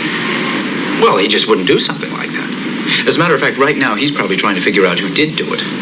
If he's not involved, why doesn't he go to the police and prove it? Well, Gail, it's not quite that simple. I mean, think about it. I think Spider-Man does a lot of good, but if people knew who he was, well, it just wouldn't be the same thing. Nobody asked him to save the world. I don't really think he wanted any part of being a superhero. Then all he has to do is turn in his little blue tights. And what about his conscience? What is the point of having some kind of special power if you don't use it to help people? Okay, it could be a tough life. And lonely. How can he ever talk to people? The way we're talking right now. I mean, what kind of a life can he really have? Think about it for a minute. He has to lie to everybody. At work, to his friends. What about girlfriends? How could he ever hope to get married and just have a normal life? People think it would be really wonderful to have Spider-Man's powers. Let me tell you, I'm not so sure whether it's a blessing or a curse. I doubt if he could have put that much better. You know, Parker, there's more to you than I thought.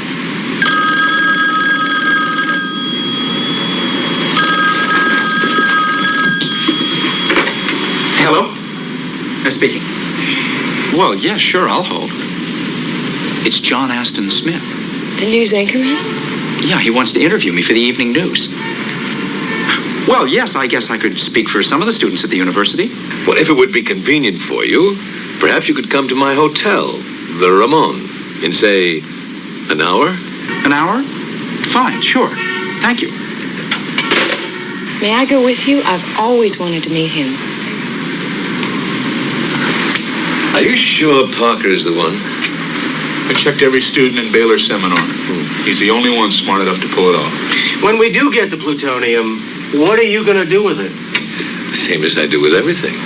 Just put it up for sale to the highest bidder.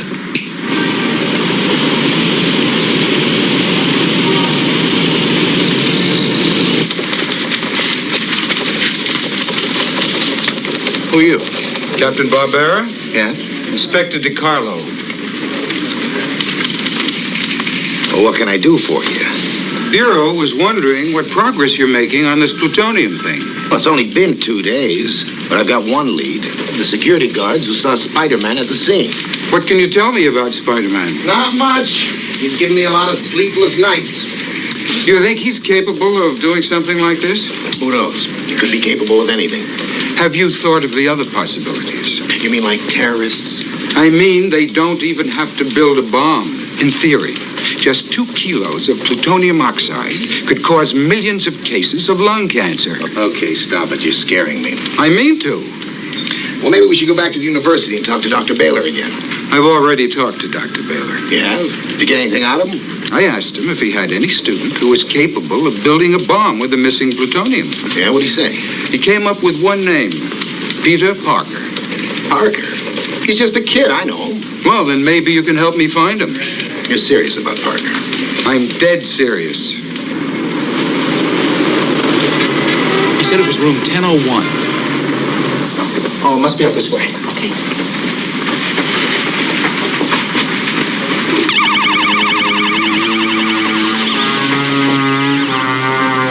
Something wrong?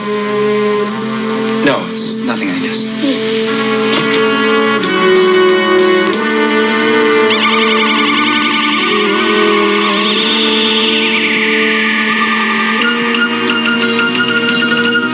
What do you want? We want you, Parker.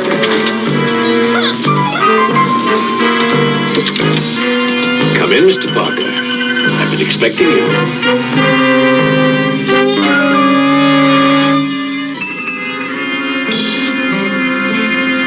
What's this all about? I want the plutonium. You think I... Oh, no, you're wrong. We'll see. Angel.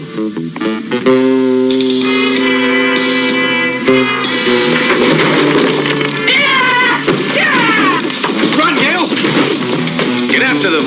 Don't let them get away. In here.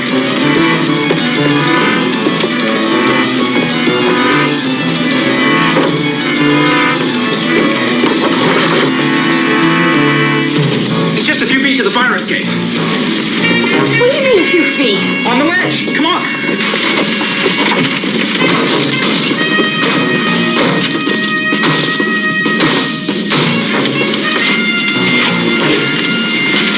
Oh, Peter. Get back.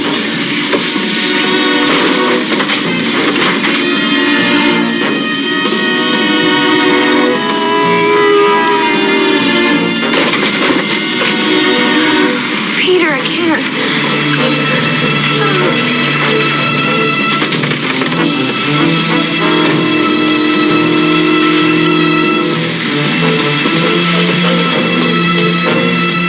Out of the way. No. Let them go. We know where to find them.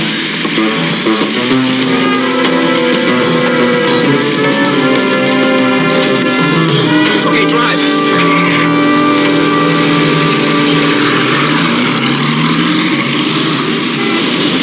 You were terrific. What did I do? You don't remember? Well, no, I guess I got kind of caught up in the fight. Okay, buddy, I'm driving.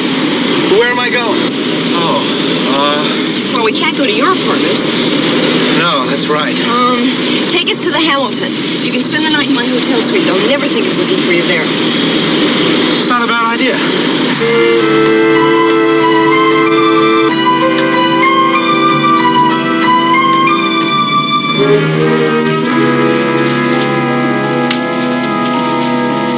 This is Parker's apartment.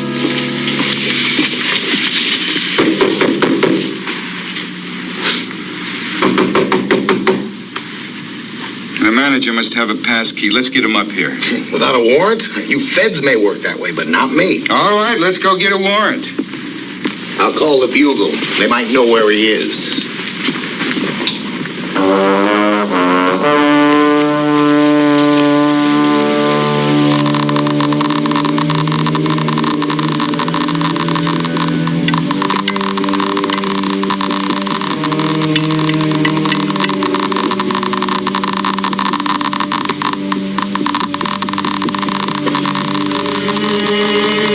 You're watching the radiation levels, aren't you? Of course.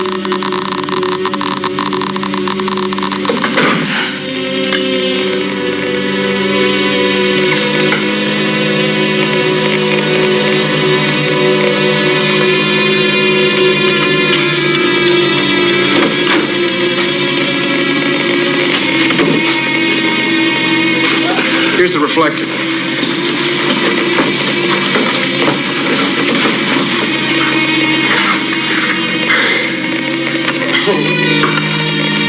Will it seal properly?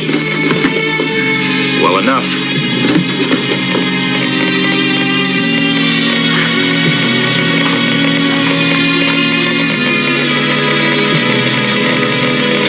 Hey, Ted, the carriage looks great. I'm almost ready to start wiring. Well, let's get to it.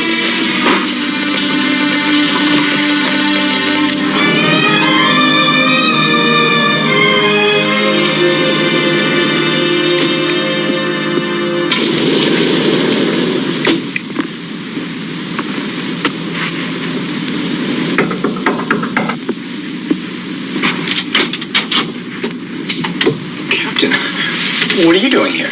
We've been looking for you, Parker. Oh, come on in. This is Inspector DiCarlo from the Bureau. Parker, you weren't in your apartment last night. No, I wasn't. I spent the night here. That's right. On the couch, Captain. We want to talk to you, Parker. And we want to talk to you about what happened to us yesterday. What's bugging you? Well, Peter got a call from a man who said he was John Aston Smith. We wanted to interview him for the news as a student spokesman. And after we got there, they tried to kidnap us. Kidnap you? Why? Well, they thought I had something to do with the missing plutonium. Huh, that's funny. Well, we had the same idea. What? You thought I... Excuse me. Where were you when that stuff was stolen? I was in class. We checked with your instructor. You never showed for that class. Well, I had to meet someone. Yeah, that's right. You met Spider-Man and you told him where to find the plutonium. Come on, Captain, you can't be serious. Can't I? How serious does a ride down to the station sound to you, Parker? Come on, let's go.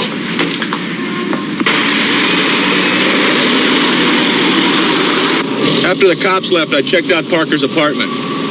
He's got a lot of electronic equipment and a wall full of science books. But I couldn't find the plutonium anywhere. Well, maybe he doesn't have it. And why are we watching him? Because he's a very bright young man. If any of his fellow students have the plutonium, he'll find them for us. Oh, Pete, am I glad to see you. How mad is he? What's the maddest you've ever seen him? The time he sent his shoes down to be shined and somebody stole them. Worse. Oh, great. Well, might as well get it over with. Boss, Pete's here to see you. Send him in.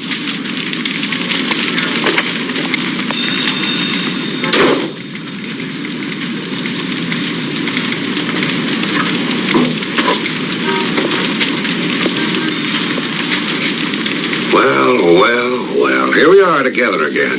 The Bonnie and Clyde of Manhattan Island. Parker, you're fired.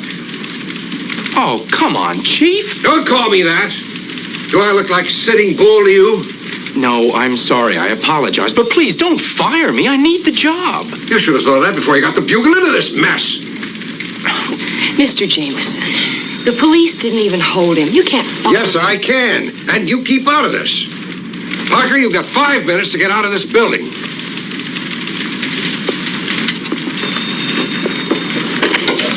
How'd it go? Great, I got fired.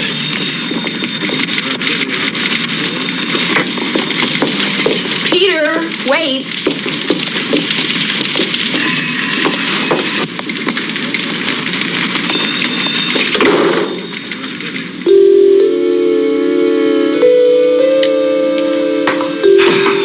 There she is. She's beautiful. Hey, you don't look so good. Just tired. Well, I guess we're all exhausted. Oh, but it's worth it. The world wanted proof. Now they've got it. And if this were plastic explosive instead of modeling clay, we could make it go boom. I think it really would explode. I know. What do we do now? Then we should write a book. What do you think? Carla?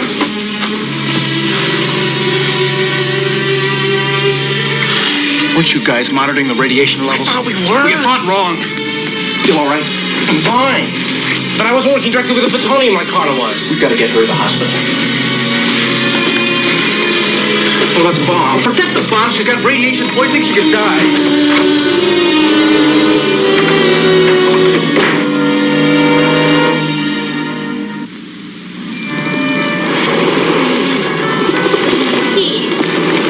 Wait.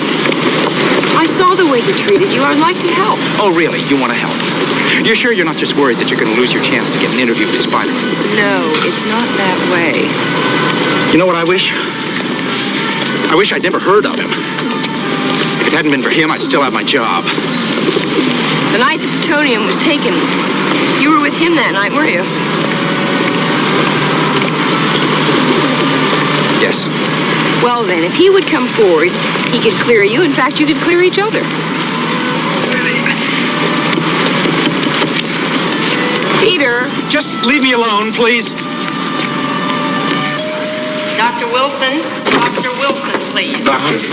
Doc, say she's going to be all right. I wish I could. You know those are radiation burns, don't you? How did you get them? We were working in the lab in the university. There's a lot of radioactive materials around. Right. I'll have to report this. Do whatever you have to do. Just make her well.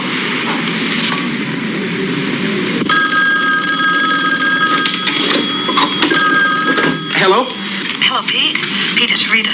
Listen, we just sent a reporter over to the hospital. One of the girls from the university just showed up in emergency. She's got radiation sickness. Radiation sickness? Well, what's her name? Carla Wilson. Oh, no.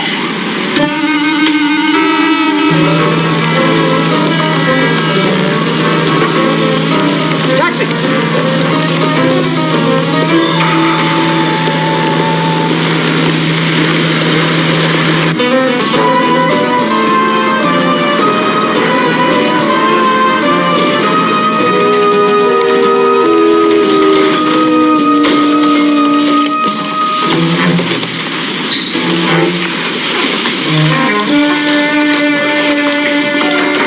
I just can't believe you actually did this. Somebody had to. It doesn't matter now. Oh, yes, it does. Let's go out in the hall, okay? Now, what happened to her? What do you think? Well, it wasn't hot, and it was in a lead container. I don't understand how... You built a bomb. To prove how easy it was, we weren't going to explode it. We're going to give it back. Some people tried to kidnap me because they thought I had the plutonium. Do you realize what they could do with an atomic bomb? Peter, relax. Nothing's going to happen. Yeah, we didn't get any plastique. Nothing can happen. We're going to give it back. Where is it? My place.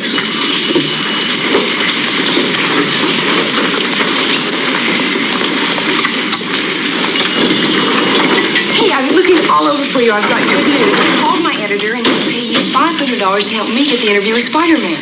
Oh, that's just great, Gail. That's terrific. But right now I have a very important... my aunt is sick. I have to take her some medicine. May I come with you? No, what she has is very contagious. What is it? Well, nobody seems to know. It's just really, really bad. Are you afraid of getting it? I've already had a shot. For what? Excuse me.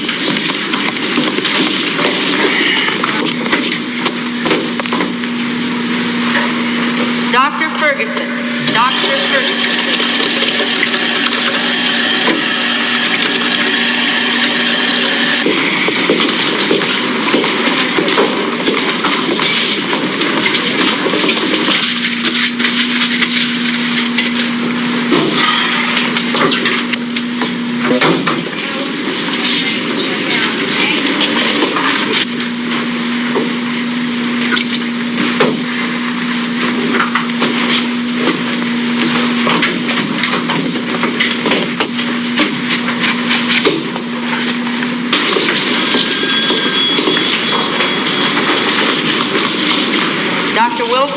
Dr. Wilson, please. Peter! Peter, where are you?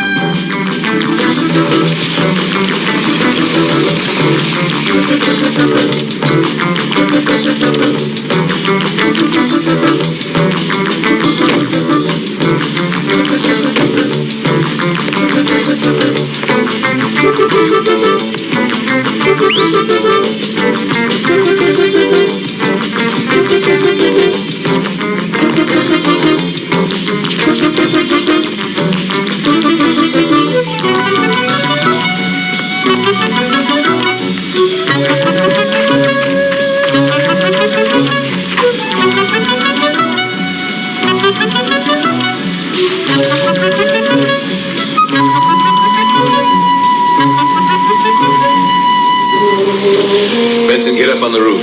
Keep your eye on that front street.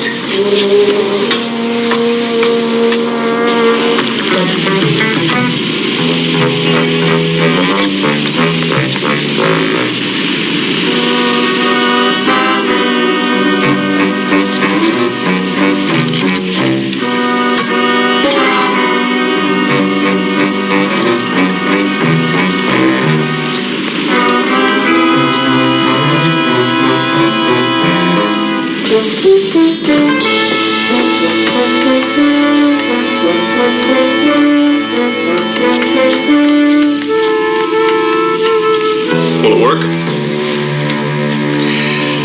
Not with modeling clay. But I think we can find some real plastic explosive. Not bad. The outer sphere is containing most of the radiation. We can handle it. Get it down to the car. Get up there, Angel.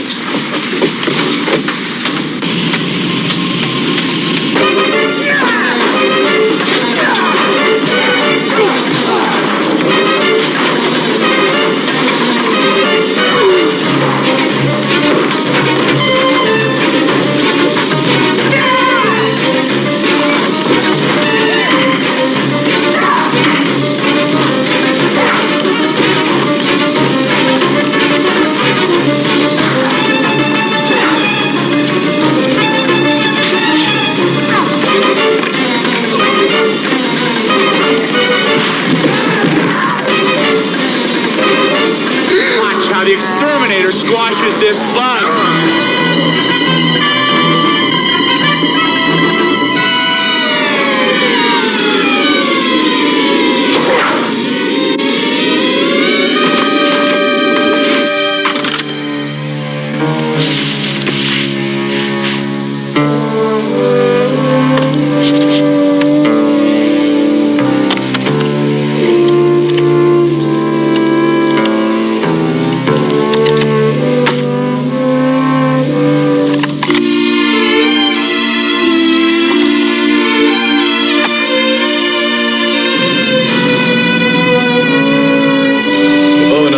In the small jet.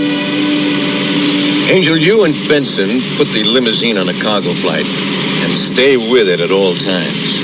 Don't worry, Mr. White. We won't want anybody near it.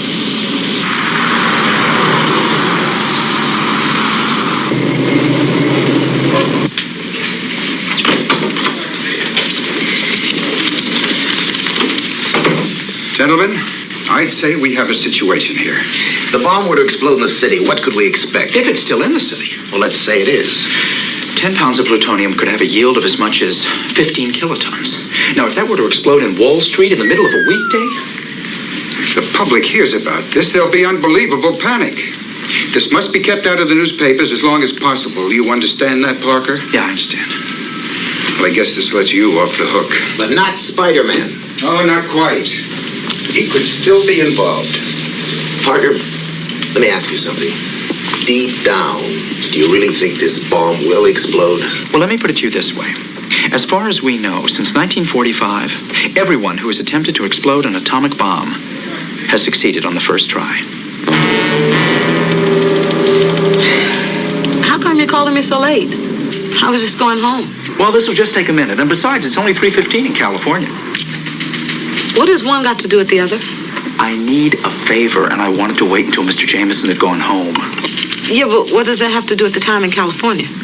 Rita, do you think your friend on the force could check on a California license for me? Now, are you ready? Yeah. Go ahead. 481 OLR. Yeah, what's this all about? All I can say is it might be very important to a friend of mine. Anyone I know? No. Well, yes. Oh, that friend. There's somebody at my door. Can you call me back?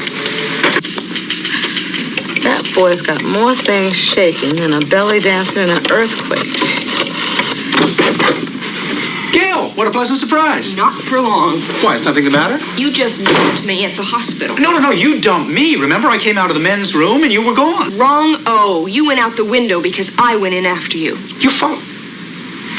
Okay, right. I had to meet somebody. Right. You met Spider-Man, didn't you? Yes, I did. Then why can't I meet him? Because you can't. Now, look, it's hard enough for him as it is. Why don't you just forget this whole thing? Is that what you want? Peter, as long as I am a working professional in this business, I know how to keep professional secrets. My paper wants this interview pretty bad. Peter, I might be able to get you more money. It's not the money. Hello. Hi, this is the night shift. Oh, yeah, Rita, what'd you find out? Well, California 481OLR is registered to the White Import-Export Company of Los Angeles. I knew it. Thank you, Rita. Thank you very much. You are terrific. Aw, you're just saying that. But you're right. Later. What's up? I just figured out where the plutonium is.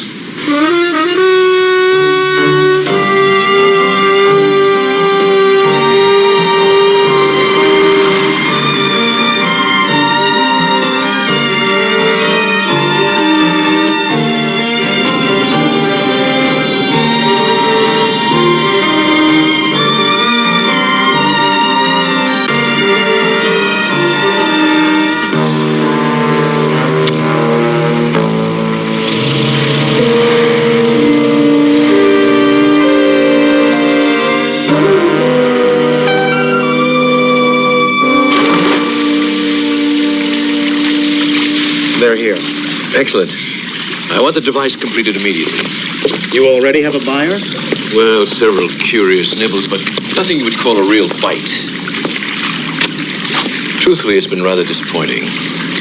I think I may have to try a new approach with this piece of merchandise. You don't get your hands on an atomic bomb just every day. You're right. It is a rather unique opportunity. An opportunity that should be exploited with imagination and a sense of style. Wouldn't you think? I'd say we'll get right on it. You cannot keep following me like this. Oh, yes, I can, and I will until I get that interview with Spider-Man. You are the stubbornest woman. I like to call it persistence. Now, you wait here. That's good, Pete. You got eaten right out of your hands. I'm glad you were able to see us again, Mr. Jameson. You won't regret it, I promise you. I doubt it. What was it you wanted to tell me? Well, first, I want to thank you for giving me my job back. But secondly, I do have a special request. I hope you're not going to ask me for a raise. Oh, no, it's nothing like that. It's just that I need some expense money.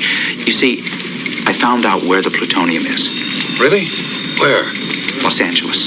If you think you can con me into a trip to California, you can forget it. I'm not trying to con you, Mr. Jameson. It's just that that's where the plutonium is, and the only way I can afford to get there is if the Bugle sends me. You've got as much chance of going to California at my expense as you have of walking upside down to that ceiling. Yes.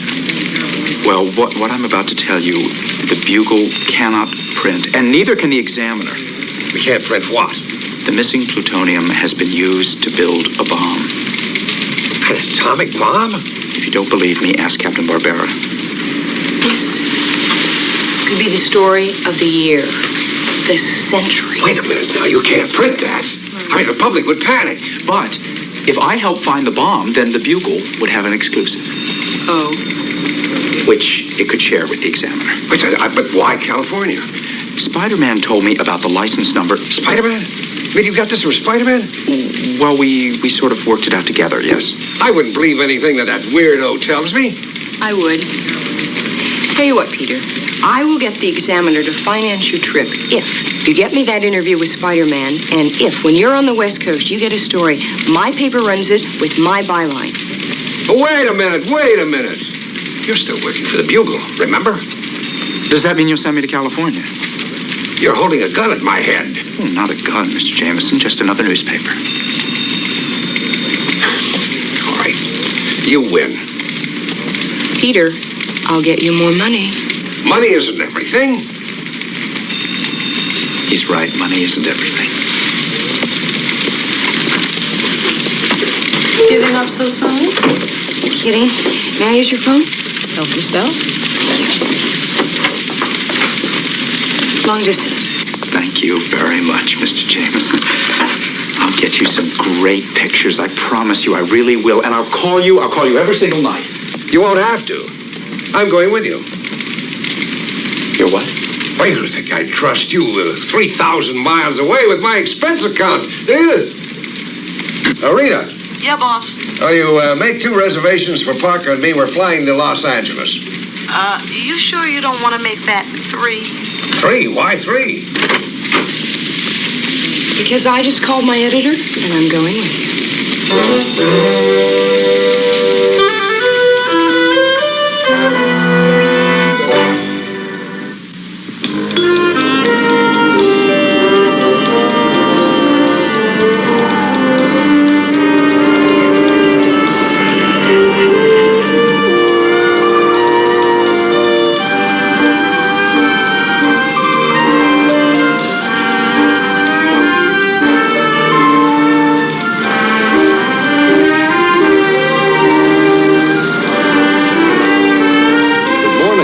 To the Beverly Sunset Hotel. Good morning. Oh. Why don't we all meet at the pool after we're settled? Pool? Why the pool? Well, I love the sun. Oh, all right. Well, I'll be there in a minute. I just have to check on one thing. No, you don't, Parker. No, we're going to meet at the pool. You can do that afterwards. Sir, this will just take a moment. Parker, Okay. All right. Surprised he doesn't have all of us stay in the same room.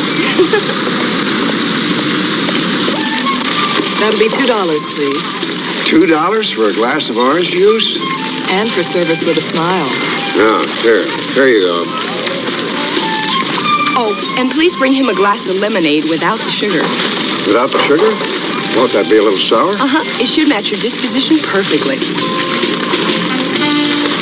Where's Parker? Right. It shouldn't be taking him so long. Why don't you stay here, and I'll go see if I can find him. All right.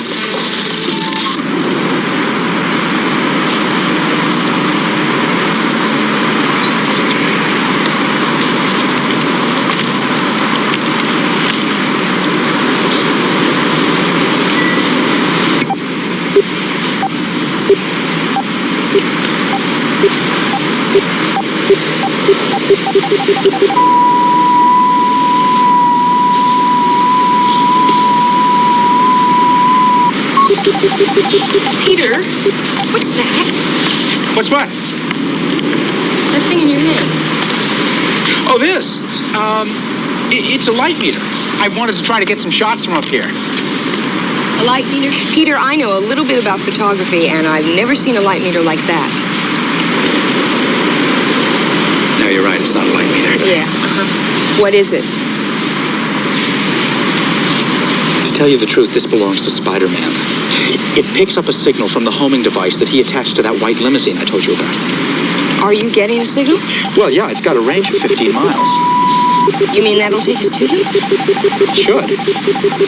Peter, tell me something truthfully. Are you Spider-Man?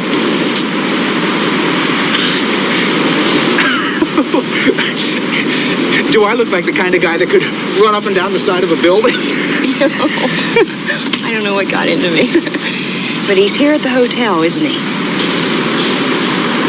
As a matter of fact, he's a lot closer to you than you'd ever expect. Are you sure? Well, thank you, Flora. That was the office.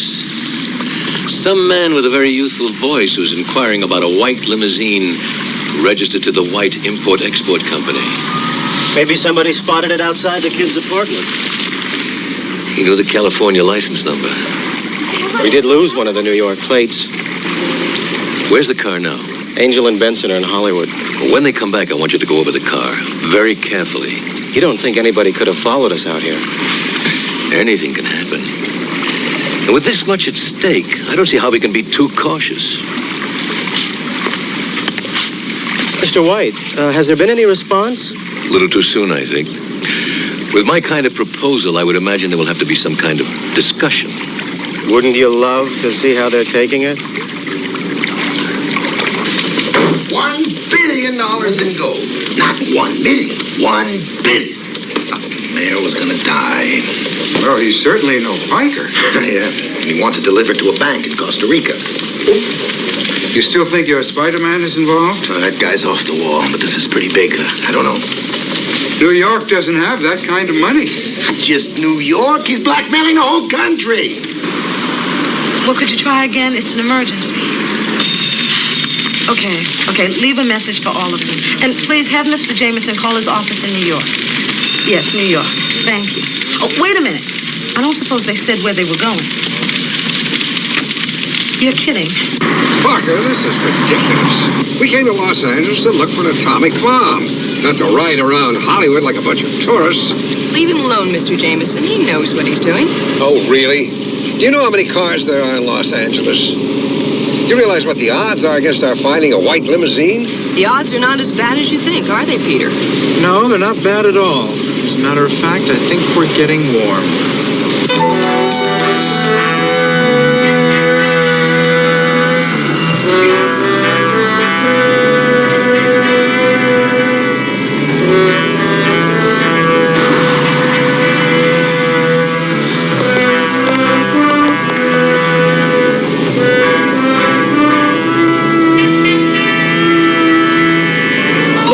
It's them. Those are the two that tried to kidnap us. We're going to call the police. No, there's no time. They're leaving. We'll have to follow them.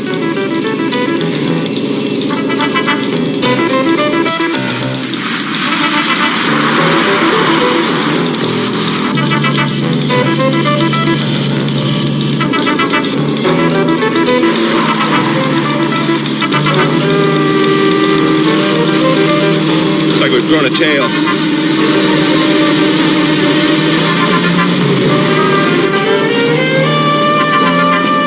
They must have spotted us.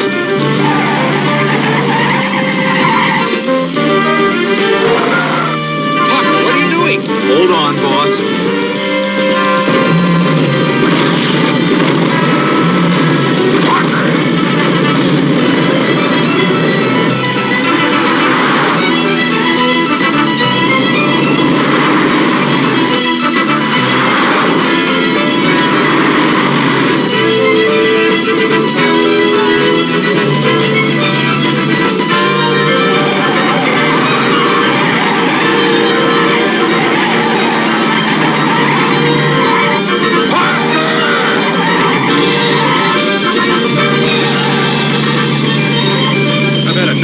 Let's see if we can puncture his balloon.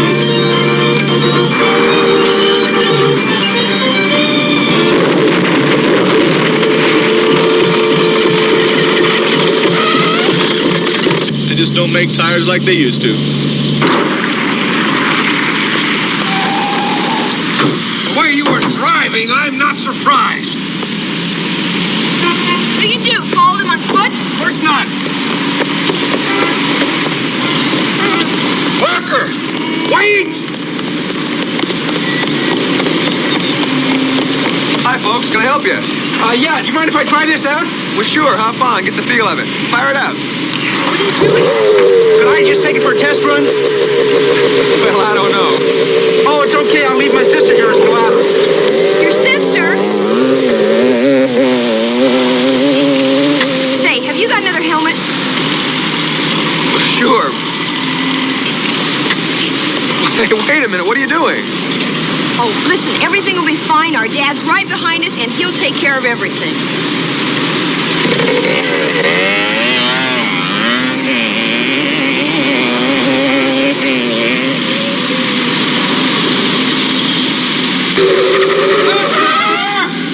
Come back here! She said you'd take care of everything. You are their father, aren't you? Their father? Parker! Is there one of these contraptions here that I can ride? You can handle something like that?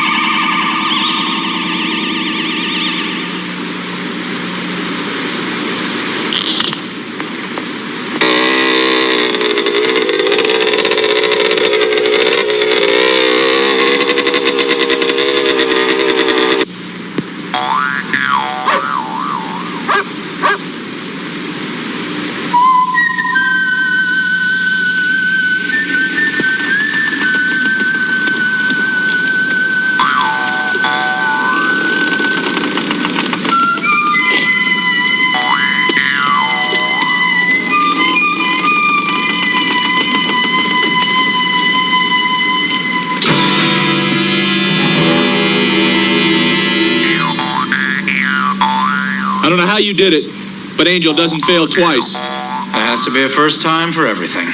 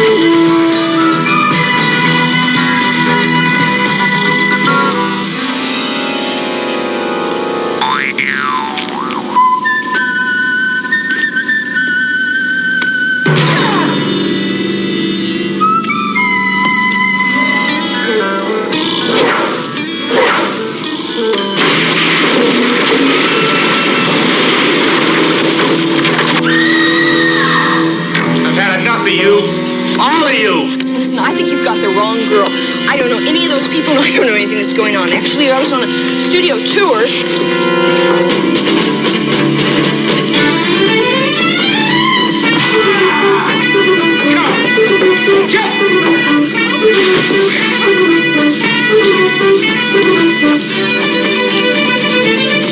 Where are we going? To find someplace where you'll be safe. Wait in there. I'll be back. And keep out of sight.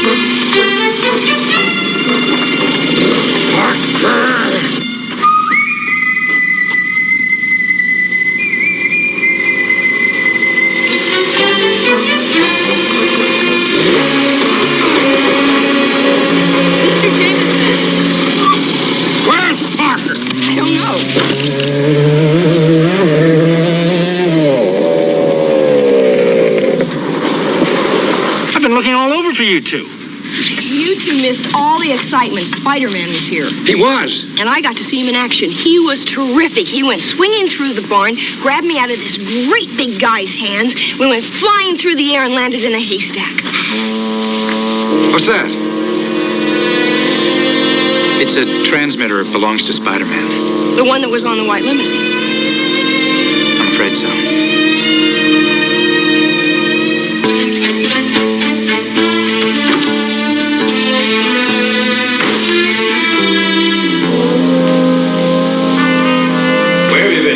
We had a problem. Someone's been following us. I think it was that kid, Parker. So it was him checking out the car. We lost him, but then that Spider-Man showed up again. Spider-Man? But you just said... I did. I threw him off the building. 15 stories. There's no way he could have made it. This is very disturbing. Spider-Man could be dangerous. I think we'll have to accelerate the timetable. And he just called again. If the government doesn't agree to his demands by 6 p.m. New York time tomorrow, he says he'll explode the bomb where it'll do the most damage. What? That has to mean Manhattan. I knew it. Here I am in Los Angeles acting like some fool tourist, and everything's happening in New York. I'll get the first plane out of here I can, Rita.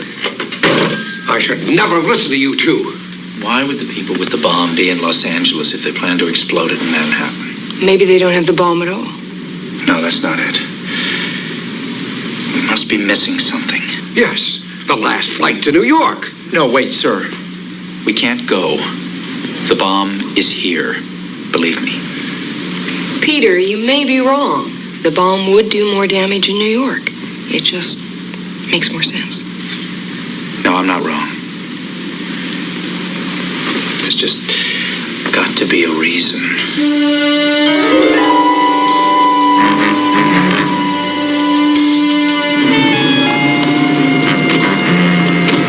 Mr. Jameson is really going to be steaming when he finds out we left the hotel without him. Well, there's no other way. He slows us down.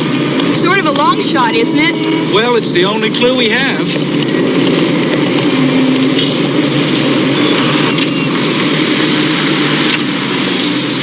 Excuse me. Hi. Can I help you? Well, I hope so. There was a white limousine parked out front yesterday. I believe it belongs to a man named Mr. White. Do you know how I could get in touch with him? What do you want to see him about? You do know him? Yes, he owns the building and he manages most of the recording artists who record here. But you haven't answered my question. Oh, well, my friend here is a singer and we wanted to see him about managing her. Oh, that's right. We heard that he's just a genius at getting your career started. Uh-huh. Want to wait here just for a minute? Singer. Let's take a look around. Right. That's what he said. Keep them there. We're only 3 minutes away. Okay. The sun sets on a misunderstanding. You say you love me and everything's right. You say you love me and everything's right. When a hound dog is howling on my street, when a mild man loses control, is it okay if we the watch? day starts with a threatening phone call. You say you love me and everything's right. You say you love me and everything's right. Broken high in a valley, racing down to the shore, looking up at the tall trees from the earth below.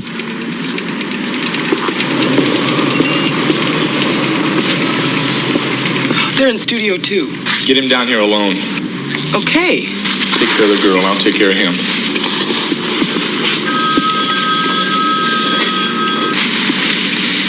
Murray, let's go to the time chart again.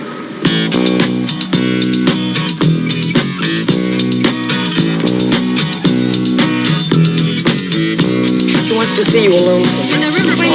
Oh, it's okay. I'll be right back. Landing, when the night flyer can't see the light, when the sun sets on a misunderstanding, you say you love me and everything's right. You say you love me and everything's right. When a hound dog is howling on... He's in there.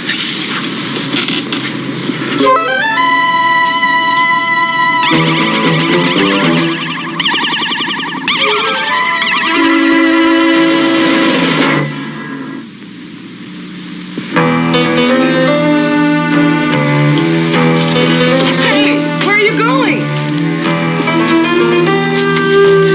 He ran back into the studio.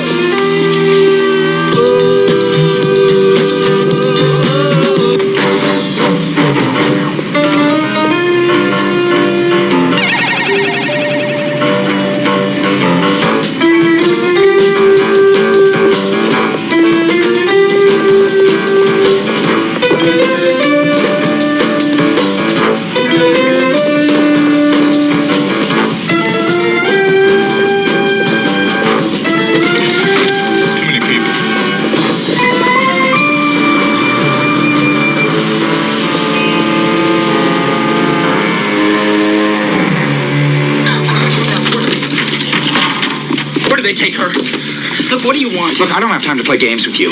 Are you crazy or something? Leave me alone. Get out of here. If you don't tell me where they took her, I'm going to be the craziest person you ever saw. I'm calling the police. That's a good idea. I have a feeling they'd like to talk to you. Me? Why? Well, you are an accomplice to a kidnapping. I don't know anything about any kidnapping. Oh, no? I think you do. But we'll let the police decide whether you're lying or not. Listen, I don't know anything about your girlfriend. I swear it. Where is she? Mr. White. There's a big house just outside of town. It's in the hills. Two of you.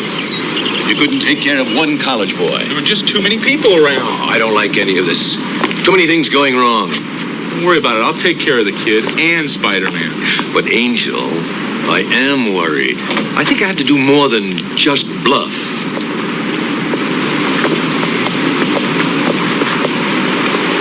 Very nice. Why do I have to dress this way? Two reasons. One, because I like women in bikinis. And two, I feel safer when I know there's no place for them to hide any weapons. LeBeau, get the device. We have an errand to do.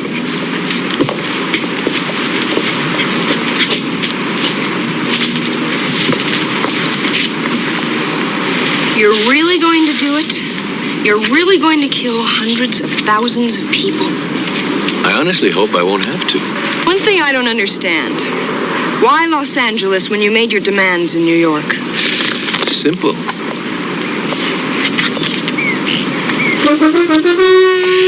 The president's speech begins at 3 o'clock. Unless my demands are met, you'll never finish it. Security men all over that building. You'll never get near it. I won't have to.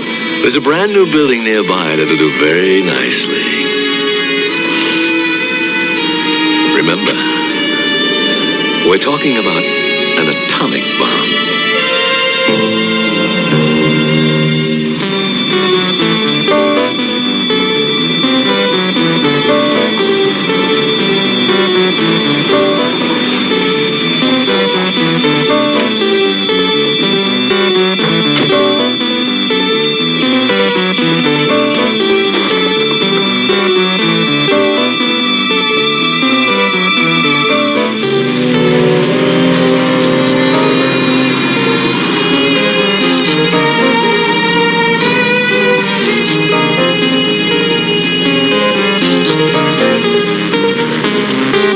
What do we do now? Now, we wait.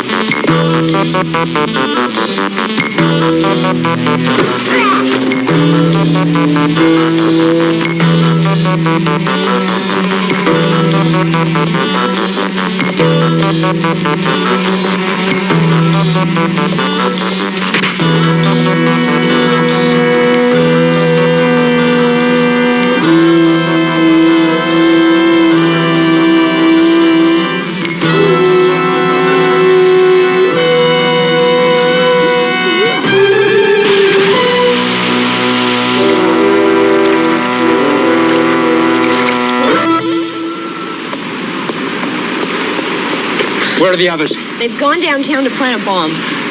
Downtown? The president's in town. He's going to make a speech at 3 o'clock, and they're going to plant the bomb on a building nearby. Did he say which building? No, but they did say it was a brand new building. Okay, you call the police and tell them about the bomb. Right. Wait a minute. They're not going to believe me. They're going to think it's some kind of a hoax. At least they'll get the president out of there. Wait a minute. It's 2:30. It's late.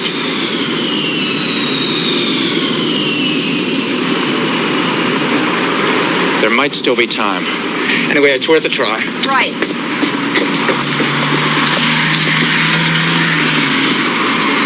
Operator, this is an emergency. I want the police.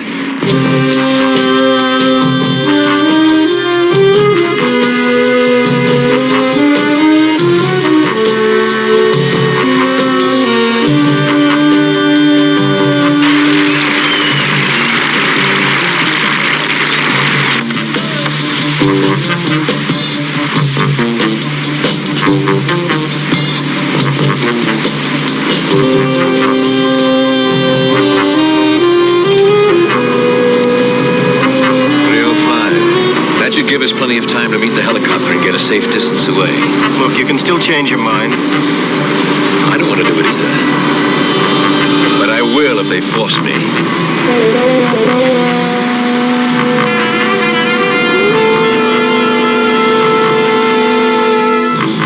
You want to give me that again, buddy?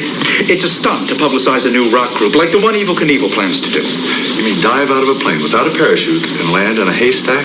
Right, except I'm going to land on top of a building on an airbag. The only thing is I'll have to pay you later. Don't worry about it. It's on me. Come on, I'll find somebody to take you out. I know there are security men all over the hotel, but this is an atomic bomb. It doesn't have to be in the building. It can be anywhere. It could be blocks away. You must get the president out of the building.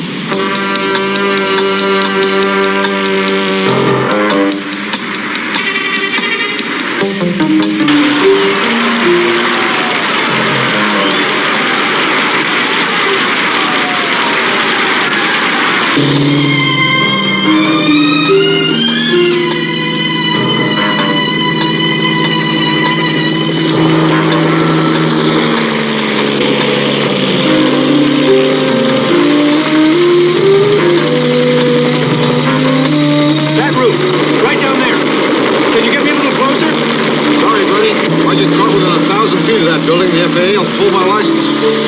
Well, okay. In that case, I'll get out right here.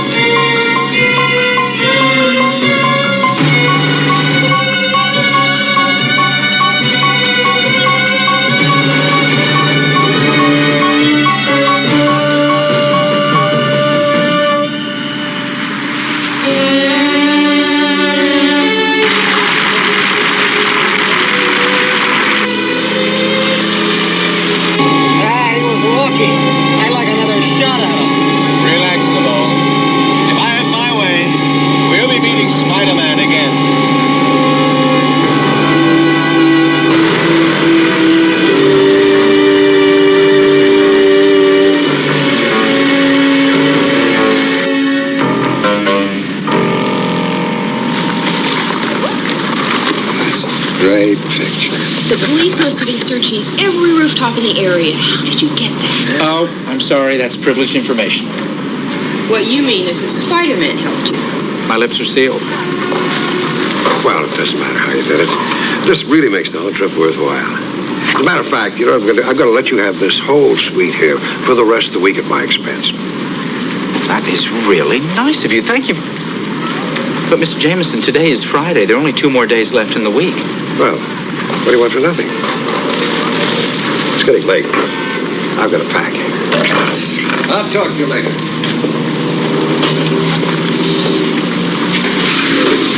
You know, I still didn't get my interview with Spider-Man. Well, you got to see him in action. You should be able to get a good story out of that.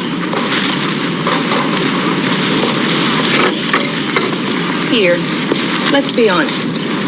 Where were you after they took me from the recording studio? Well, I was looking for you, of course. Looking for me, but you found Spider-Man. Well, actually, he found me. How? How? I was on my way back to your hotel. Looking for me? Right. When he just happened to call you when you were there? Yes, that's it, exactly. You know, I'm not going to give up. You know, I was kind of hoping you wouldn't. You know, Parker, you're not bad. But you're no Spider-Man. Well, how do you know? You've never seen me in tights. That's true. But if you're willing to put some on, I'm willing to reconsider.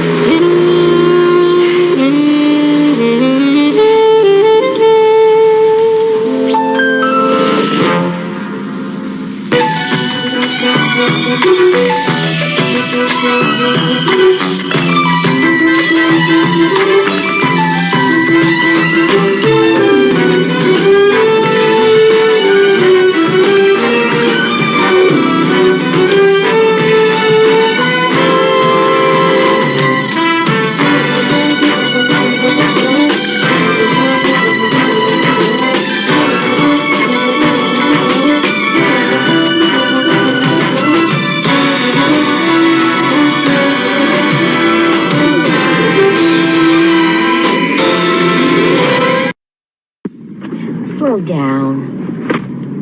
Listen to your mother. Slow down. Listen to your mother. Slow down. Listen to your mother. This Thursday is no ordinary day. It's Ames' big back-to-school one-day sale with 10 to 70% off throughout the store. Every department, every aisle. Thursday only at Ames. A sale this big doesn't happen every day. Slow down. It's a refund, a dividend, a bonus, a bonanza. Beers is giving away Beers Bucks to be used like cash on a store full of spring and summer bargains during the May sale at Beers in the Rainbow Center.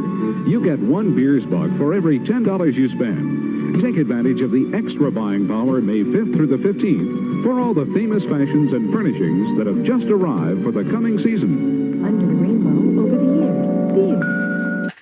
You know, Spider-Man in the 70s was cool. I like the costume. I like what they did. They really tried hard to do this one up. Finding out recently that all the CBS was really trying to do was make an Avengers-style TV series, which are made for TV movie. That's why we got the Captain America movies. That's why we got the Doctor Strange. That's why we got the Spider-Man. That's why we got the Hulk.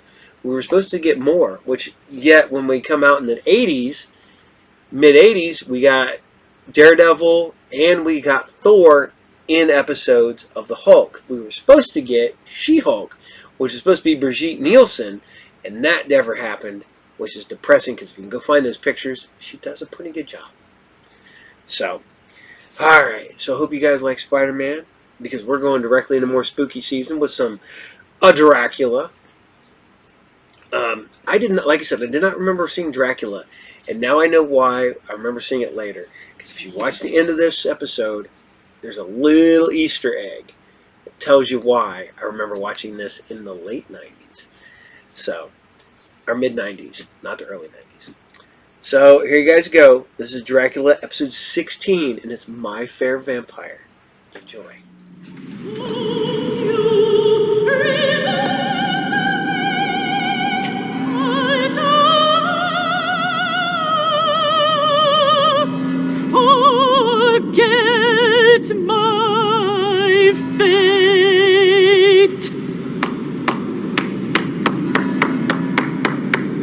Bravo, bravo. Dido's Lament from the opera Dido and Aeneas by Henry Purcell. A moving portrayal of suicide, Miss Lestrada. Who are you? A fan. The name is Frederick Rilling. And if you will allow me, your voice is the most wonderful instrument I've ever heard. You've been following me? Oh, yes.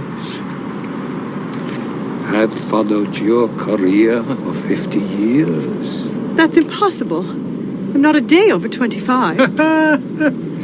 I know that a diva is supposed to lie about her age, but by 200 years? Stop the charade, Diana. I know who you are. I know what you are.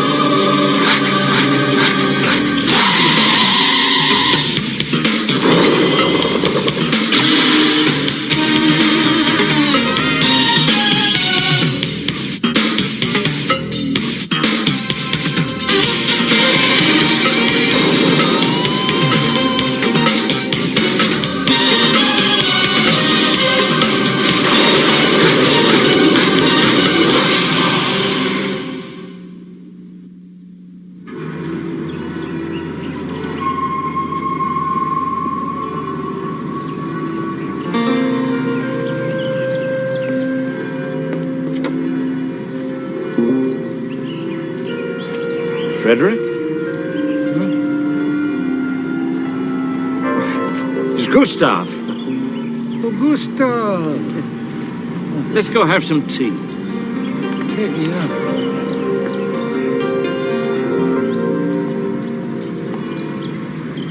The name's Jerusi the Great, magician, jester, worker of wonders.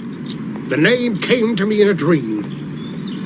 In this dream, I was riding a great orange fish, Wilbur by name, a beautiful, many-colored fish, a many-splendored thing of 1,000 colors. Are they treating you all right? It looks like a nice place. I can't stand it here.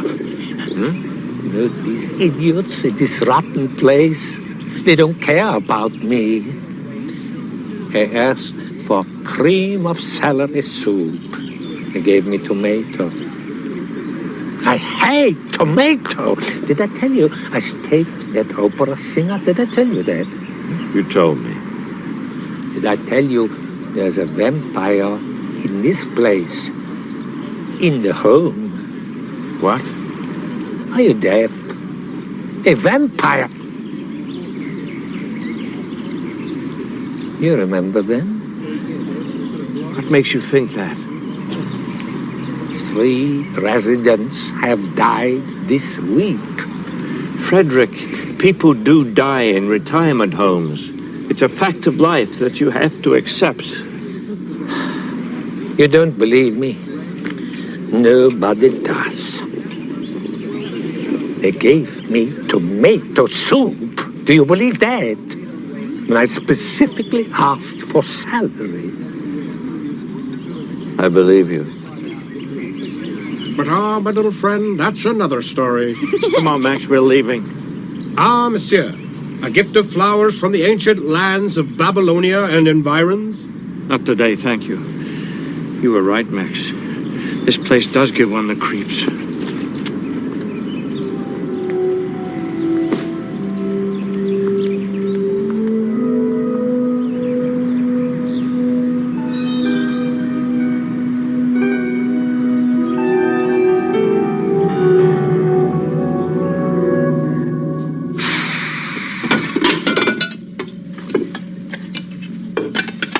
I'm sorry. I just sort of breathed on it. Was it expensive? Priceless. Oh, well, that's all right then. I can't tell you how grateful I am you said you'd hear my audition. The Alexander Lucard. You are Alexander Lucard. Great. Well, here goes nothing.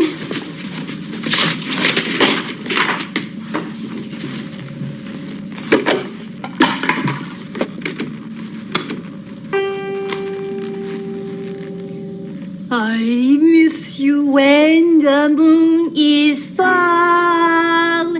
and even when it's empty. Without you, I am such a fool. Without you, I'm still empty. Can we start over again? I think I started too low. No, please. That's quite all right. Tell me, Ms. Santana. Amber Santana. Just call me Amber. So you think I got a shot? At what? At a singing career, naturally. Oh, come on. I heard you were always helping young talent. Guiding them. You know what it takes. So tell me, do I have a shot? Well, it's true. I am a patron of the arts, but, Amber, I am also discriminating in my support. Oh, see you later, right? That's what that means. Quite the contrary. Your talent may not necessarily be of an artistic nature, that's all. Meaning? Meaning, I have an idea, something I have always wanted to try, providing you are agreeable, that is. We will start with some Latin, and then tonight, dinner at my castle. Oh, a castle!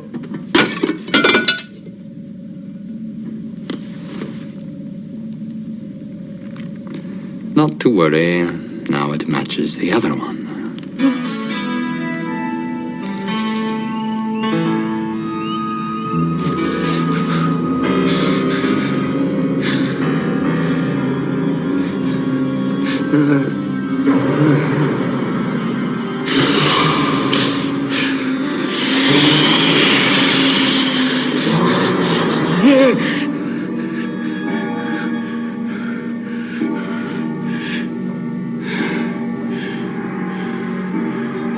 I'm getting old also, Frederick.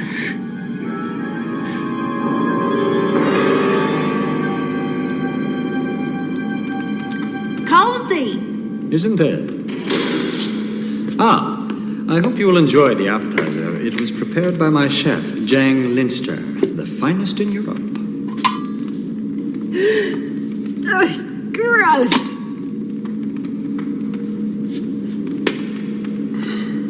I can see that you are going to require a lot of training. Training? I realize this may be a pointless question, but have you ever heard of Pygmalion? What's that, a planet? I don't believe so. I was actually referring to the play by George Bernard Shaw. Oh, that Pygmalion. As you will recall, it is the story of a beautiful, spirited, but uncultured young woman who is transformed into a sophisticated lady of great charm and bearing. Now, recite for me, if you will, the Latin phrase I taught you this afternoon. I came, I saw, I conquered. Oh, Vinny, Vicky. Perhaps I should have started with the rain in Spain.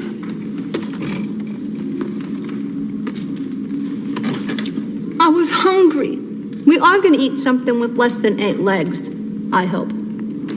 Of course. I think you will find something in here to your liking. Before dinner? Oh, it's beautiful. Allow me.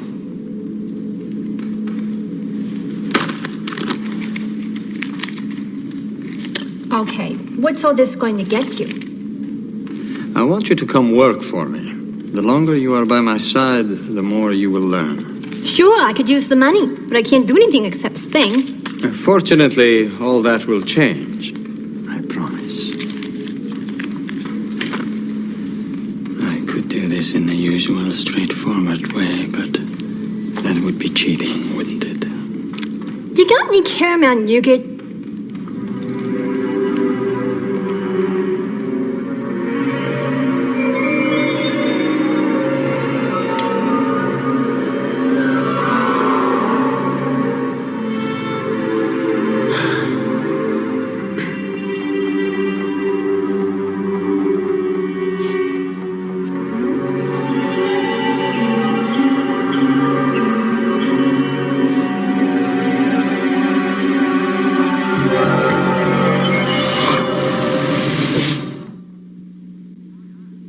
It's Lucar. Lucar is the vampire in this home. Oh, please, Frederick, don't be foolish. No, Gustav, you're not listening to me. Jerosi did not die of old age. There is a vampire running around here, and you're doing nothing about it. You're blaming these deaths on a vampire because you won't allow yourself to face what's really happening. The inevitable. Stop talking to me as if I were a senile old man. I have my bad days, God knows. But having a little difficulty with concentrating doesn't mean I've lost my mind. Don't you forget things sometimes? Blankets. They give us no blankets here. I told you that, no? Frederick, we'll never get anywhere if you lose your temper. Gustav, I'm afraid.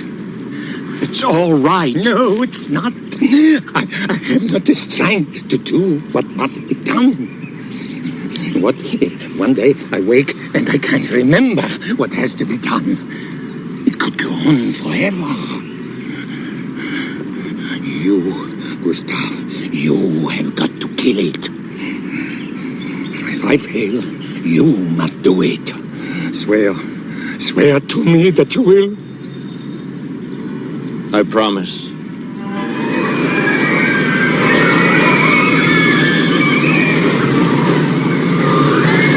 I can't understand why Uncle Gustav wouldn't come to the fair with us. You kids go out and have a good time. That's what being a kid is all about. Maybe he's feeling old. It was going to that retirement home, I think. No, it's more than that. It's got something to do with that friend of his, Frederick Rilling. Frederick traced the ownership of the home to one of Lucard's companies. How do you know that? Oh, well, detective work. Max? I heard him talking to Uncle Gustav on the phone. The old man believes that Lucard's been killing off the residents. What would Lucard want with a bunch of old people? Exactly. Come on, the rite of death.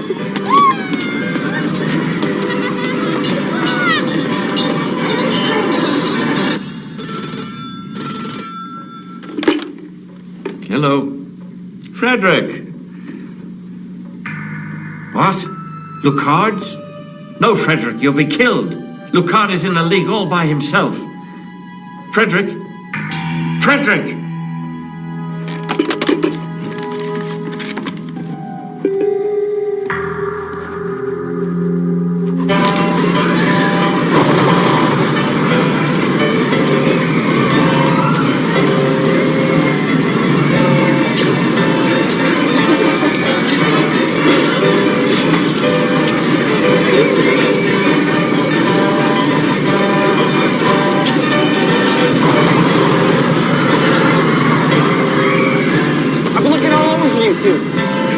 Gustav left a note at the house.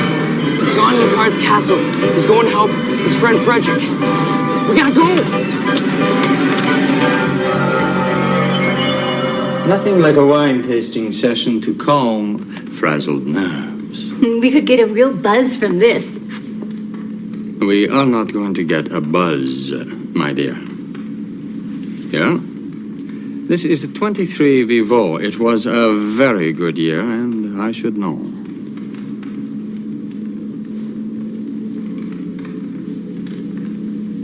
As you will appreciate, it is an unmistakably French vintage, light, delicate, with an almost imperceptible sweetness.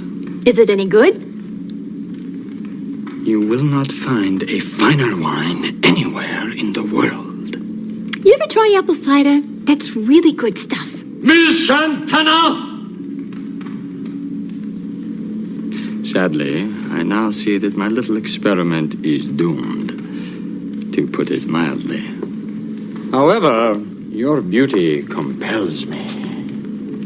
I had hoped to do this the hard way. Oh well. Live and learn. What are you talking about, Mr. Lucard? Please. Dracula. Ah, yes. I know exactly who you are. By the way, 23 wasn't a very good year for Vivant. A rather startling metamorphosis, Miss Santana. Is it really Amber? No, it's Carolyn Elmhurst. You may remember my brother, David. Of course. A rather ineffectual assistant of mine some years ago. I ripped out his throat, as I recall. I admire your strong sense of family, Miss Elmhurst. So much so that I'm willing to make you a member of my own.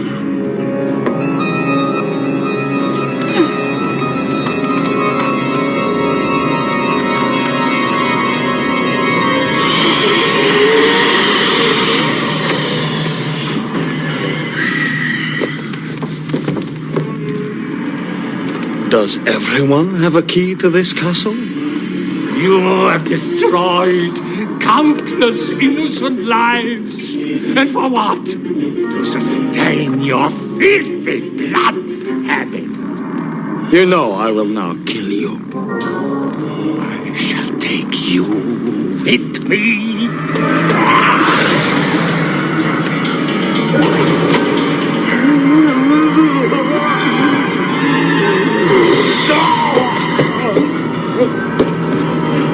Oh, yes! I've just recalled. Mr. Rilling, I presume. Vampire hunter retired. May I get you a cup of warm milk? Carolyn Elmhurst, what are you doing here? Came for Lucard. I've always admired your vampire hunting skills, but you can't go against Lucard alone. Then why are you here alone? Frederick! No! Put that away! Put it away! Ah! Oh my God, this isn't possible. I told you there was a vampire in the retirement home. I begged you to kill it. You wanted me to kill you. I could not bear my foul existence, but I couldn't make an end of it. Oh, Dracula, you called me old. Well, I am centuries older than you! He'll be killed! That's what he wants!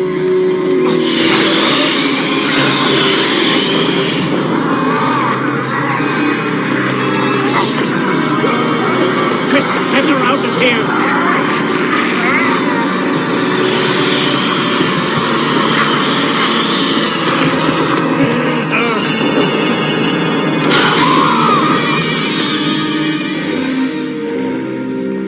I win.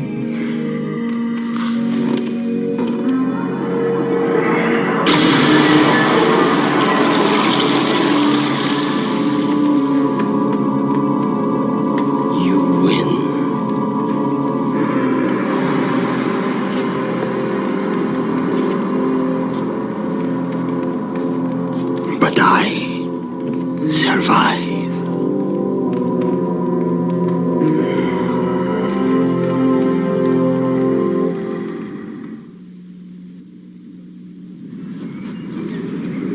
Okay, 2 outs in the bottom of the ninth, folks. Clemens checks his sign. Strike him out, Chris! DiMaggio at the plate looking to keep his hitting streak alive. Come on, Uncle Gustav!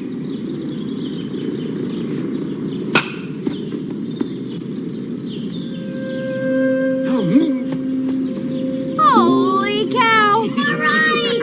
Yes! Yeah! Come on! Yes! Yes! You hit my heat. But I called for a curve. You called for the heat. I called for the curve. Yes! Yes! Yes! That was... That was... Awesome. I know. Now, Frederick didn't realize it, but he showed me what a waste of time it is to complain about old age. I'm not going to live forever, but by God, I'm going to live. Frederick loathed what had happened to him. He was eternally murdering himself. That's your day? Yeah. I don't believe this. She's a very courageous young woman. You mean to be going out with you? See you later tonight. Bye.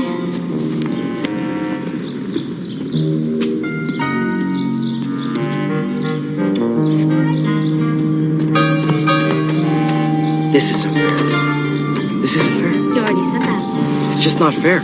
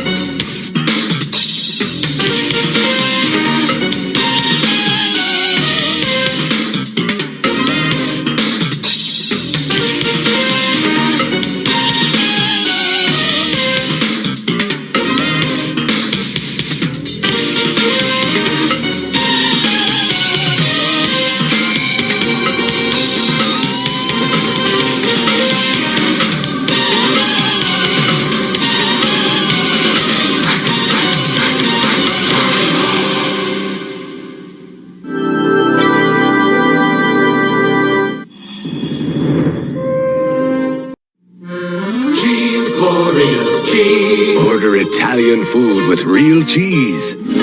Order Mexican food with real cheese. Cheese, glorious cheese. Order sandwiches with real cheese.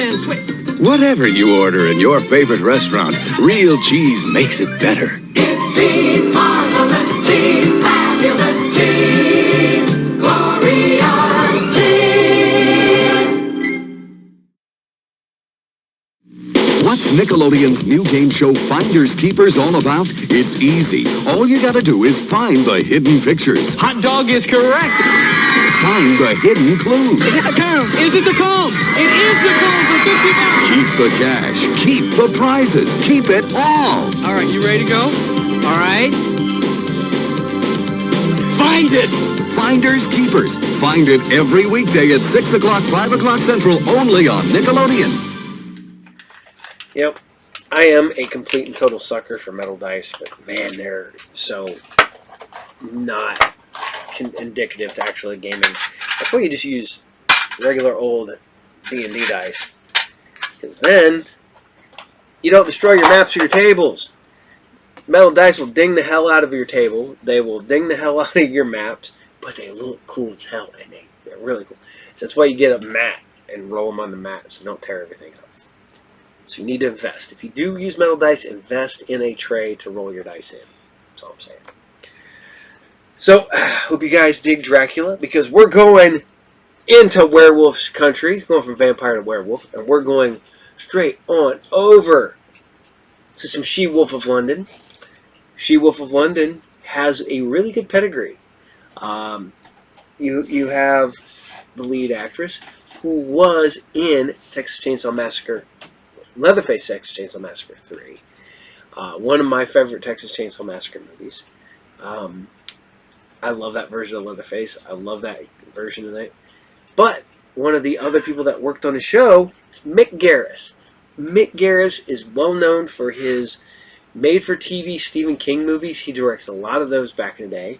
He's one of the people behind Masters of Horror, the TV series. He did several episodes of that. Mick Garris is on all those shows that they show at Halloween time, tell you about all the episodes you missed, about all the movies that you might have not seen, all that fun stuff, or the top 50 horror movies or top 100 horror movies, and he's always on that. But yeah, so here you guys go. This is She-Wolf of London, and this is, I got to don my glasses. This is a name here, the Bogman of Letchmore Heath. Enjoy.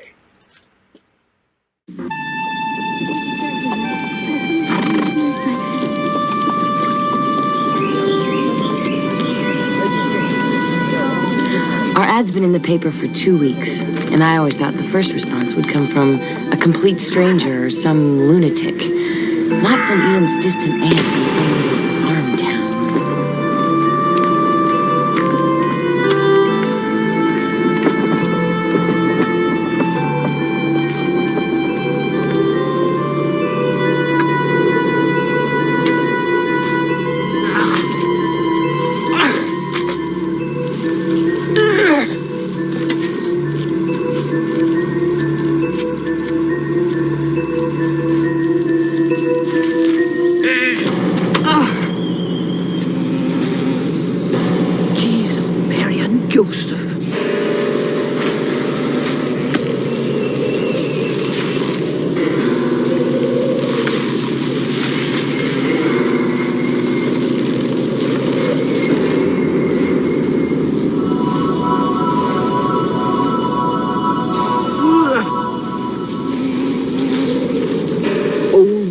ladybug. How long have you been sleeping in my backyard?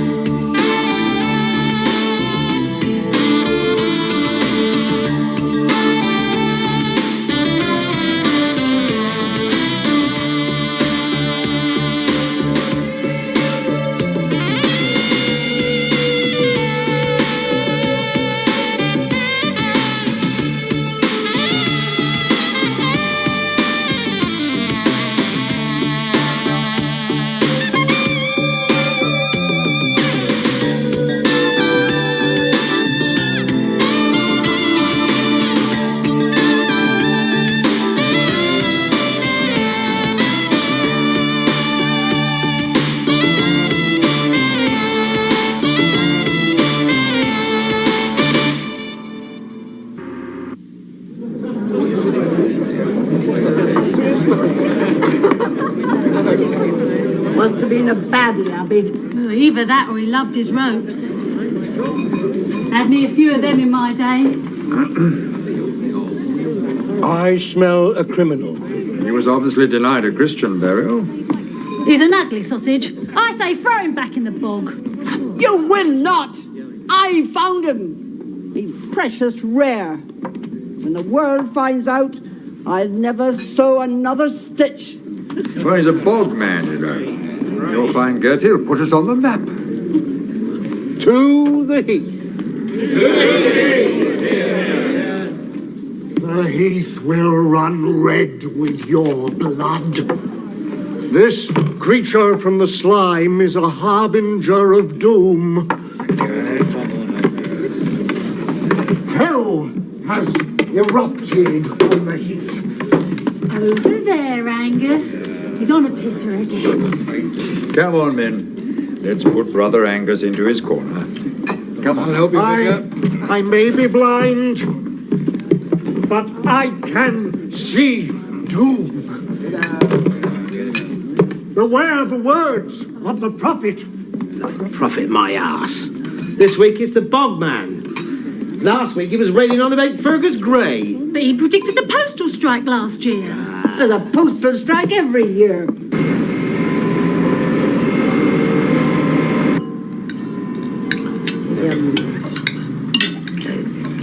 Randy, you haven't touched your beef Wellington. Oh, I'm sorry. It looks wonderful, really, but I'm trying not to eat meat these days.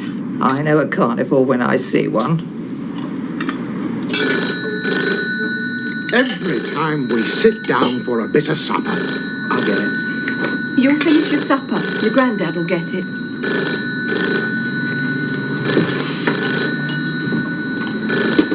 It's supper time. Henry, it's Gertie.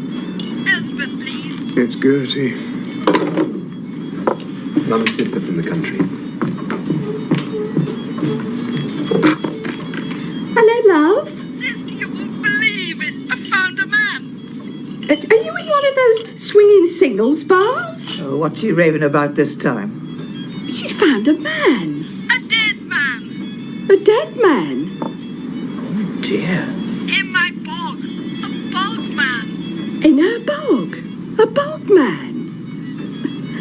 That's nice for you. Bog man. Is that anything like Swamp Thing? It's a corpse. The acidic peat in the bog preserves them. They can be hundreds, thousands of years old. Whoa, like a mummy? Very much like a mummy. This is a rare find if it's really a bog man. She wants you to go down there and examine it for her. Be cool, let's go. What about our classified ad? I've only had a couple responses, and none are half as exciting as this one. Gertie's family, please, son. Well, these finds are very rare, and they can be extraordinary if this one's authentic. Yes, he's very excited. He'll be there. Me too. And his assistant, Miss Wallace. Lovely. They'll meet you at the Three Horseshoes.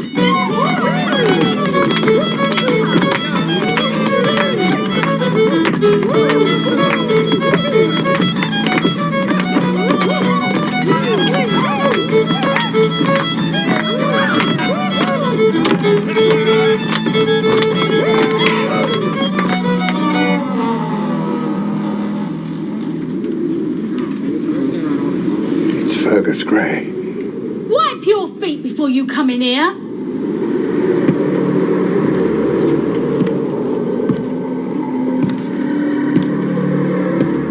Mr. Gray, come to have a drink?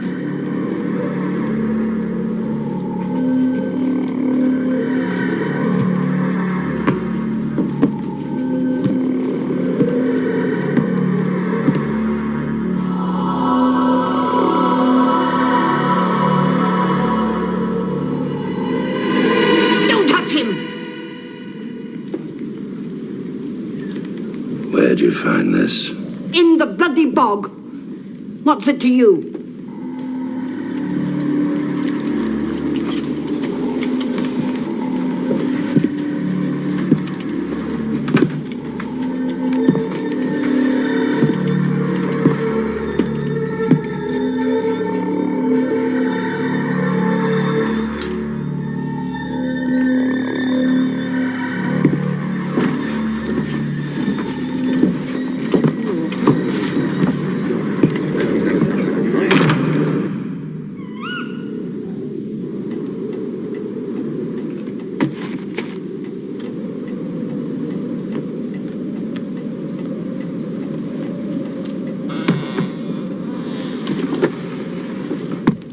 Who's there?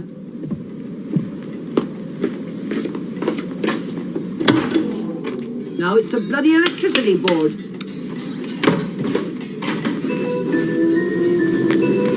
Who's messing about with my house?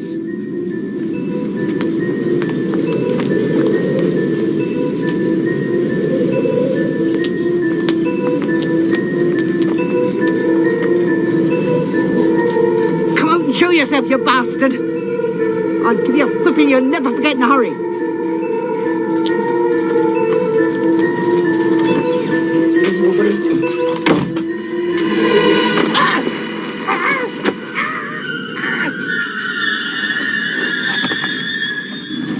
Don't be too disappointed if Gertie's discovery is a letdown. It's probably just the scarecrow that fell into the tower. Gertie is considered eccentric even by my family's standards. I just love getting out of the city, you know. It's so quaint here. Isolated. Well, they do have electricity, you know.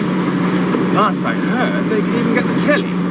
I mean, this place is probably steeped in myths and legends. If there are any antidotes for these ancient curses, I mean, this is where we're gonna find them. I love an optimist. Do you?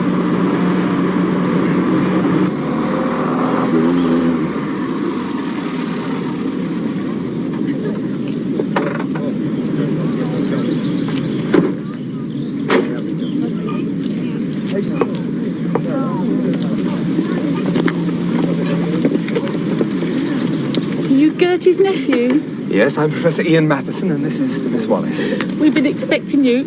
I'm Abigail Willoughby. How do you do? Poor Gertie told us you were coming. Poor Gertie?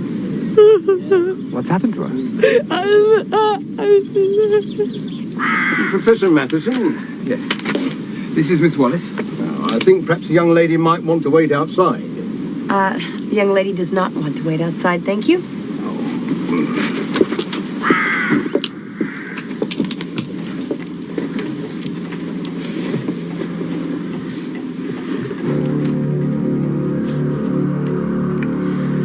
I think the young lady does want to wait outside.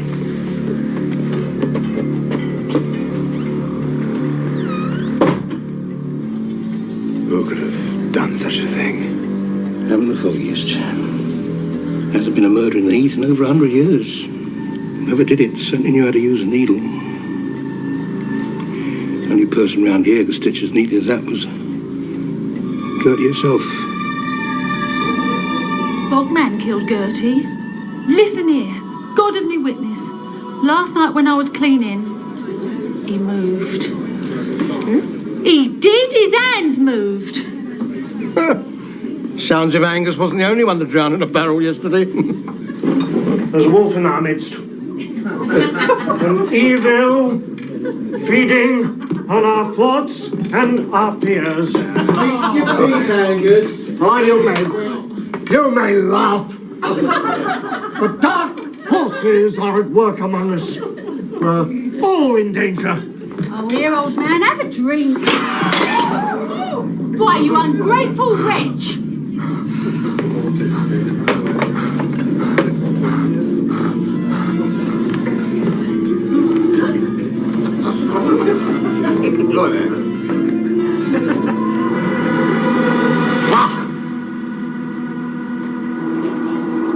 You have the mark of the wolf. Who? You know evil. Me know evil? She know evil?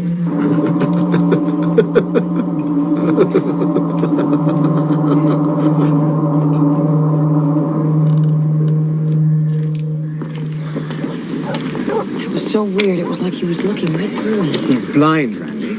But how could he know about my... He can't. He's mad. He's one of these colourful country characters you've been dying to spend your holidays with. Look, I know this sounds silly, but I do feel a presence here. Just like that night on the moors. What do you mean? I mean, there's more to Gertie's murder than meets the eye. I'm sure the constable is following up all leads. Including the supernatural ones?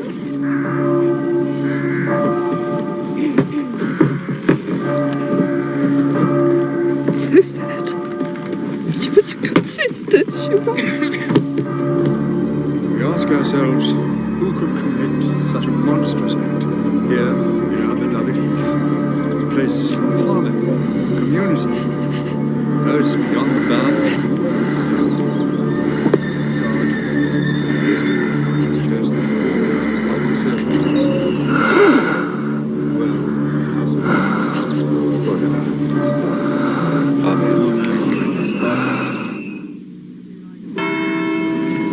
Randy and I are going to stay on for a day or two. Help clean up Gertie's affairs and things. For all her shenanigans, she was a good egg. She was. The Reverend did it. What? He killed Gertie. Shut your bleeding cake hole. And don't speak that way about a man of the cloth. Well, it's obvious. He's much too nice. It's all an act. Respected the man of the cloth, my foot. Don't be silly, Artelsa. People are nice here in the country. They stitched Gertie up like a holiday turkey. How nice was that? Now look what you've done. Squeeze that big bum in the back seat and let's go home. Bye-bye.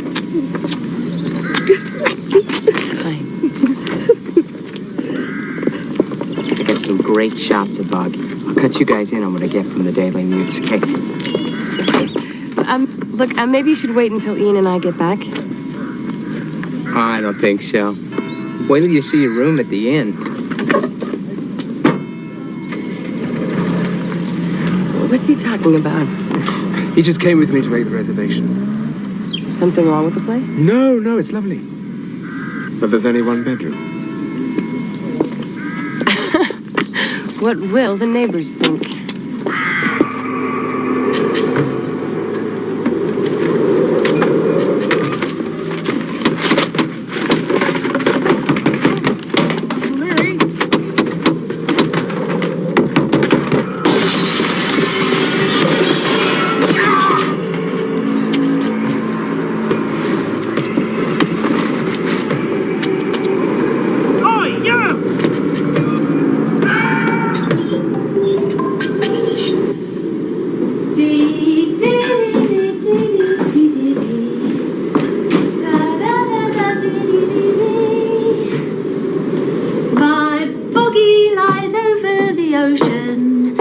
Bring back my buggy to me.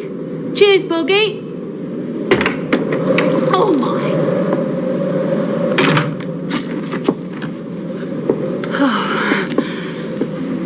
Oh, sorry, Abigail. I didn't mean to frighten you. Me heart's beating in me mouth. Oh, and a big heart it is, too. Just making my rounds.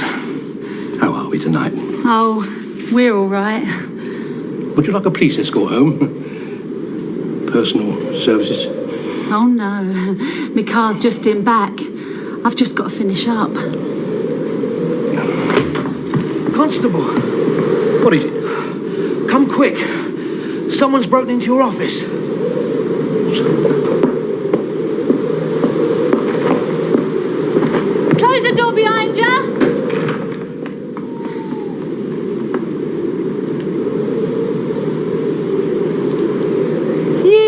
drank it, didn't you?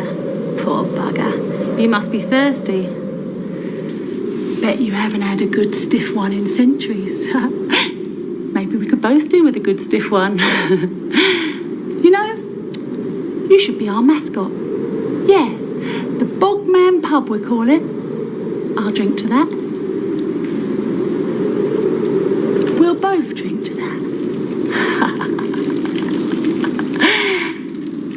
Nah, maybe I'll sell you off. Bet you bring in a few quid. My boggy lies over the ocean. My boggy lies over the sea. My Who is it?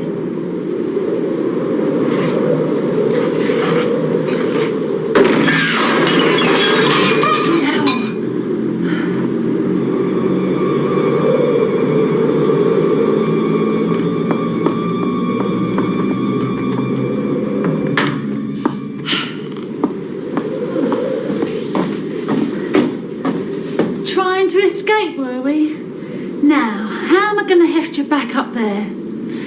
Never mind, we'll leave you till morning. Good night, sleep tight. Don't let the bog bugs bite.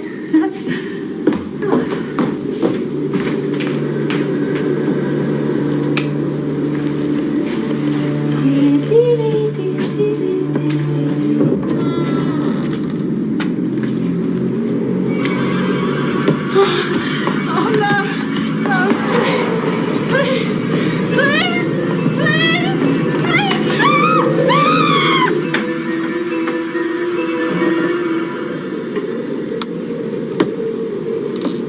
Very cozy.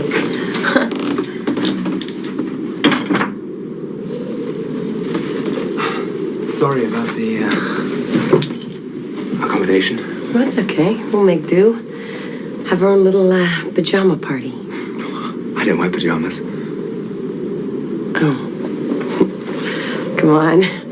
I can just see you in a little pair of silk PJs and a smoking jacket. I don't smoke either. Bet you do. I beg your pardon? Nothing.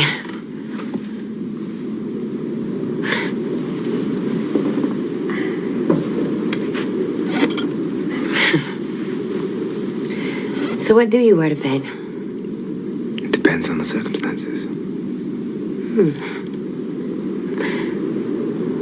I usually sleep in the raw. Usually.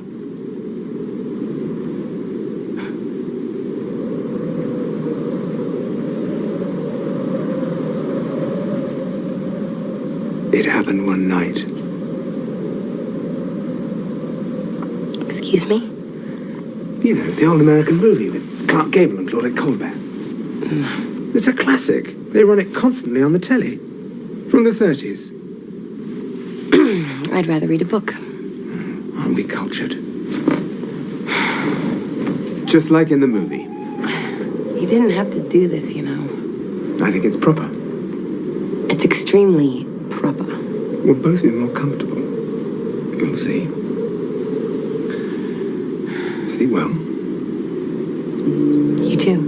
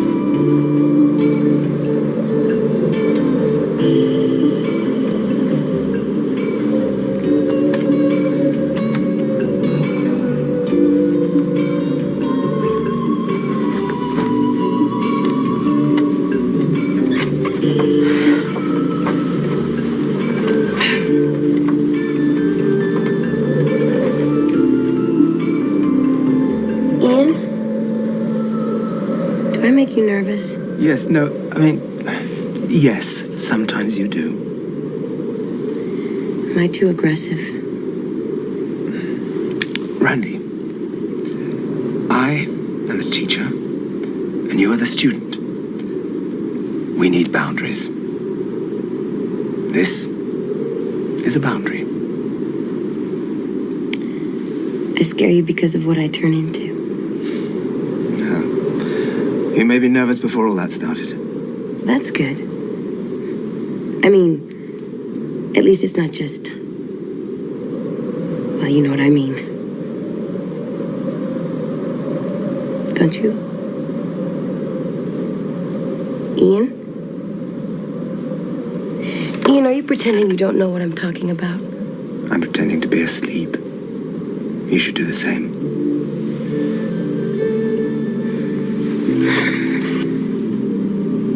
Good night. Sleep tight. Don't let the bed bugs bite.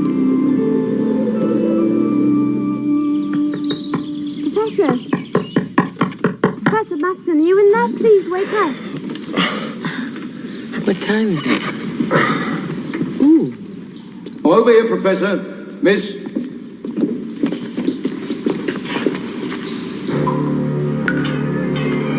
Oh, my God. The devil has come to the east. Now, we've all been shaken by the tragic events of these past 2 days. But together, we can get to the bottom of it. Gertie's nephew, Professor Matheson, and his colleague, Miss Wallace, have offered to help us investigate these cases. Oh, that's a grand idea. Might as well ask the devil himself. Well, another incident occurred last night. Someone broke into my office. Fortunately, Mr. Oates stopped the intruder before he made away with anything. Where is Mr. Oates? I'll get him. Now, have any of you seen... It's one of you! The Dark One has returned. More blood will flow. Your pagan beliefs are not welcome in the house of the Lord. Bring me a cloth from one of the victims, and I shall name the killer. I may be blind, but I can see. And though you see, you are blind.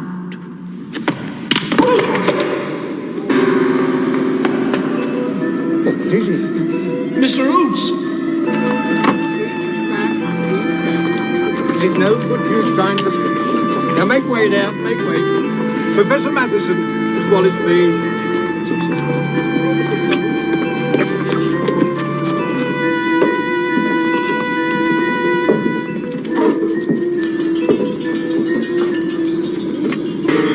Oh, my God.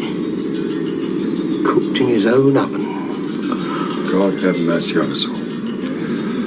May Mr. Oates be risen.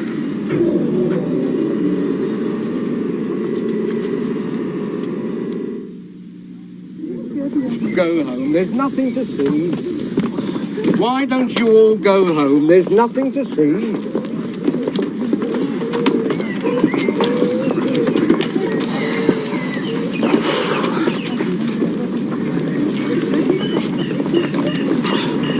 Look, I know you think he's a little off, but I think we should talk to Angus. A little off. The man's a walking banana plantation. But I have a feeling about him. I mean, he sees things that nobody else does. He makes my skin itch. That's fleas. For years and never killed anybody. Why did they start now? Constable? Hi. We'd like to have a little talk with Angus. Don't waste your time. He's a bit, how do you Americans say? Doing lunch?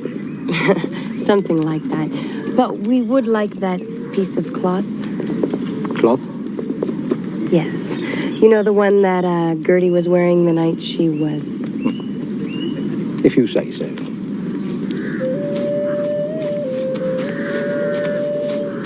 When the the student is ready, the teacher appears.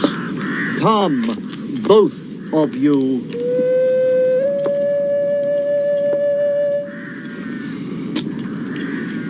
Sit.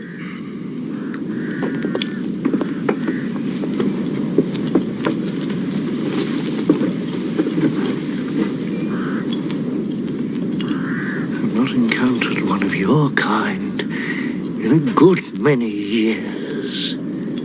How could you know? I'm descended from Celtic priests. I keep the knowledge alive. Why are you here? We need your knowledge. There's no cure for the mark of the wolf. That's what you truly want to know, isn't it? What do you mean? There's gotta be. It's not known to Celtic magic. You must live with your burden.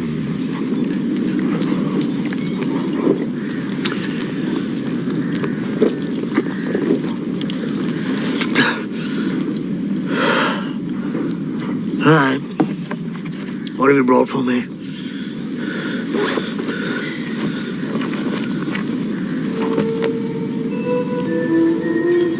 Oh, yes. Yes. The seamstress's dress. Yes. You know who did it, don't you? Who was it? Who killed my aunt?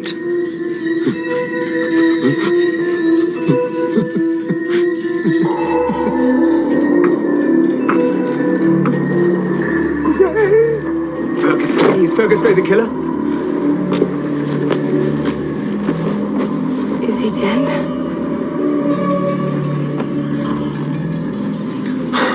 No. He's just drunk.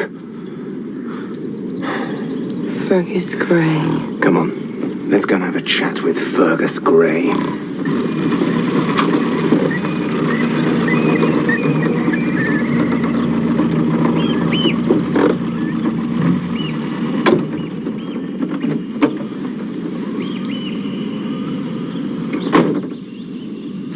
Wow. One step beyond. In the old days, people thought these bogs were haunted. He lives there? With his servants, cooks, and upstairs maids, yes.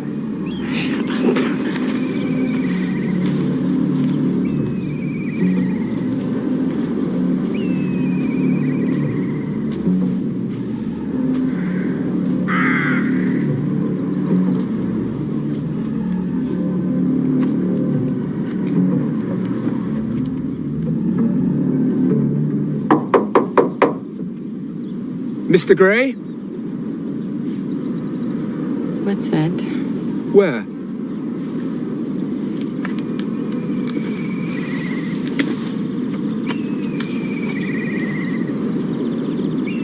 Blood.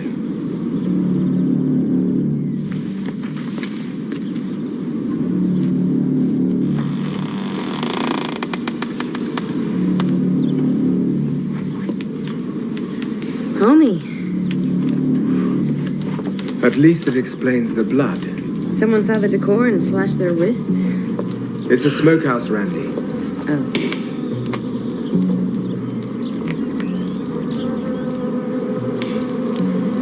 Is this normal? It's not unusual. He's a hunter. Jerk. I've seen enough.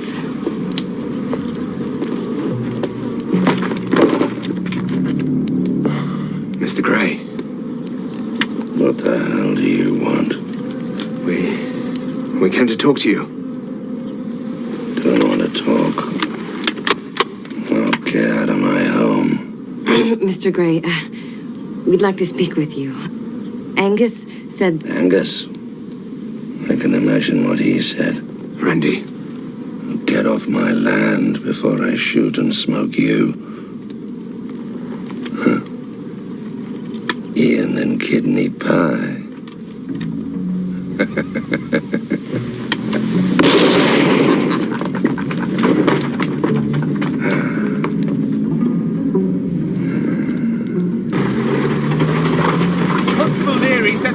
bog mud all over his office after the break-in. It has to be him. Angus is right.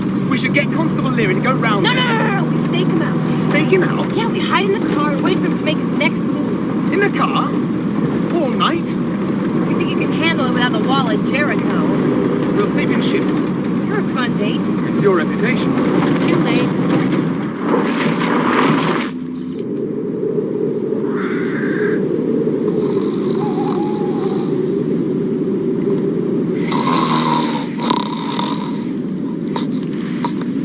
My God, Ian. Your snoring could wake the dead. You have enough trouble staying put around here.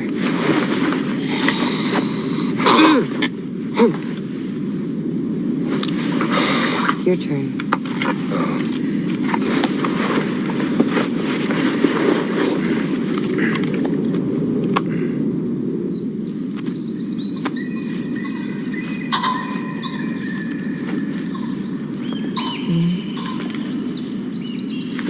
Ian, wake up. Ian, look! What? He's leaving. Let's go.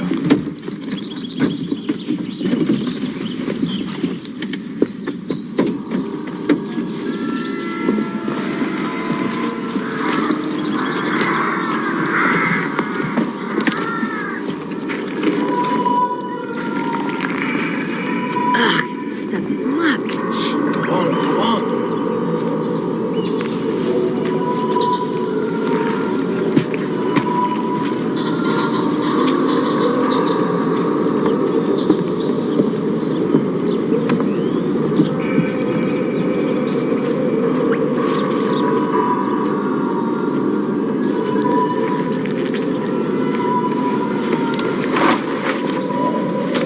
This is disgusting. What's a little bogger up between friends? For God's sake. Precisely. God.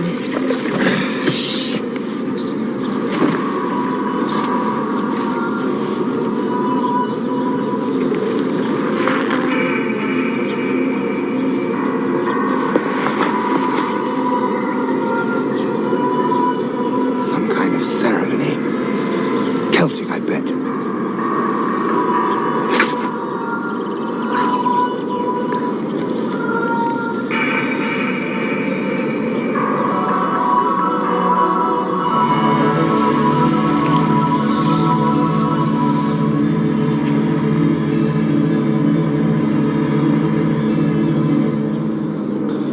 Atticus.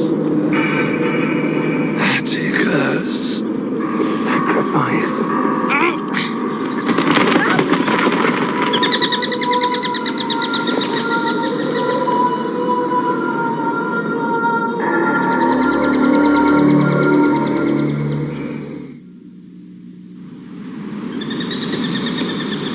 Atticus.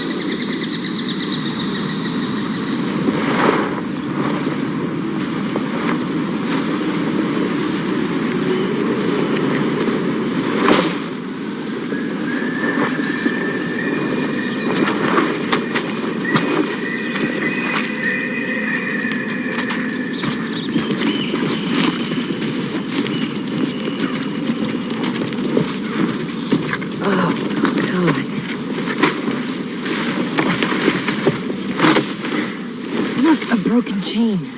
The one they found on the bog man. So that's how Gertie found him. The chain finally snapped.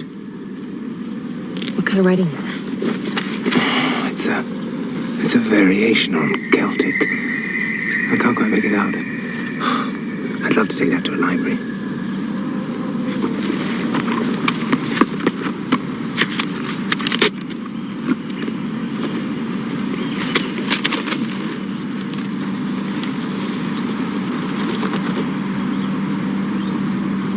I read a lot of Nancy Drew.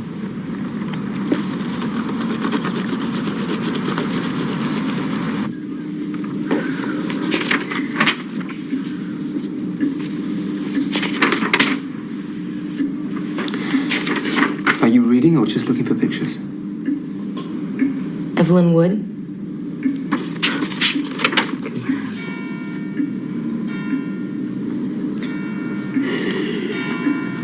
I've got it. Let's hear it. Here lie the remains of Atticus Grey. Atticus Grey? That's an ancestor of Fergus. Right. In this dreary bog, his corpse must stay. For should he ever rise again, his heinous crimes will never end. Hanged 1804. Now, I can't make out this last line. I'll look him up in the village register.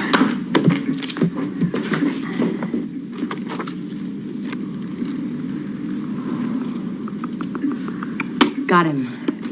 Atticus Grey. The body of Atticus Grey. He was notorious for killing his victims in the manner of their profession. Suspiciously familiar. He was hung and buried in the bog almost 200 years ago. Old Fergus must be playing out some kind of ancestral prophecy. Before taking the noose, he cursed the village, promising to rise from the grave and continue killing. That's it? And there's no clue about that last line. Maybe Angus would know what it says. That's all we could read. If you could help. Ah, now you come to me, crazy old Angus. Well, blind old man isn't quite such a fool as you thought. A Celtic priestess inscribed that stone to counter Atticus's curse. For evil that powerful can neither be subdued by ordinary means nor tempered by time. So how do we break the curse of Atticus? As inscribed, he can be stopped by that which hanged him, the noose. The noose? Only with the noose around his neck can you lead him back to the grave and anchor him in the dark pit. Thank you. Do you think maybe Fergus didn't do it after all? Well, let's not look for a ghost under every bed. Fergus is obviously acting out the curse of Atticus. But maybe we should get that noose, just in case. Look, no noose is good news. Oh. We don't need the bloody thing. You don't actually think... Randy, bogmen don't run around. They just lie there, they sink, and they rot. Yes, Professor. And there are no such thing as werewolves. Fine. We won't get the news. And the next time there's a full moon, you won't restrain me. We'll just take in a show.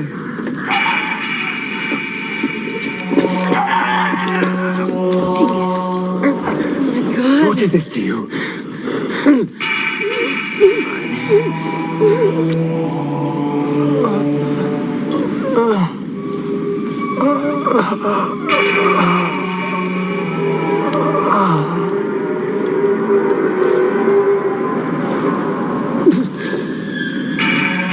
Atticus Grey is the killer. The curse is true. It's all here. Now we just need the noose. I assure you, Miss Wallace, Atticus Grey is over there in that pub as dead as my Aunt Mimi. Deader. Just the noose. That's all we need is the noose. All right, if it will just stop your bloody caterwauling, you can have the damn thing. Here. Thank you, Constable.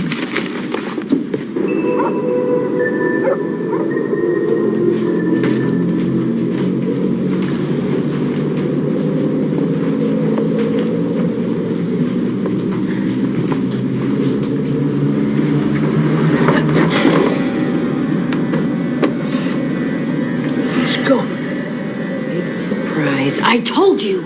Obviously, Fergus Grey has stolen the corpse. Let's get over there before somebody else dies. Yeah.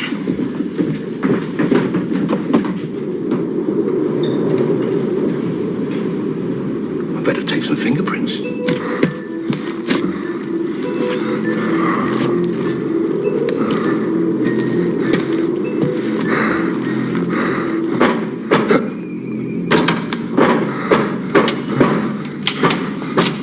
Get away!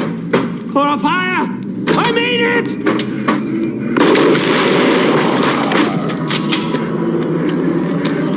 Atticus! I wasn't trying to stop you. My family and I have always given you honor. Believe me.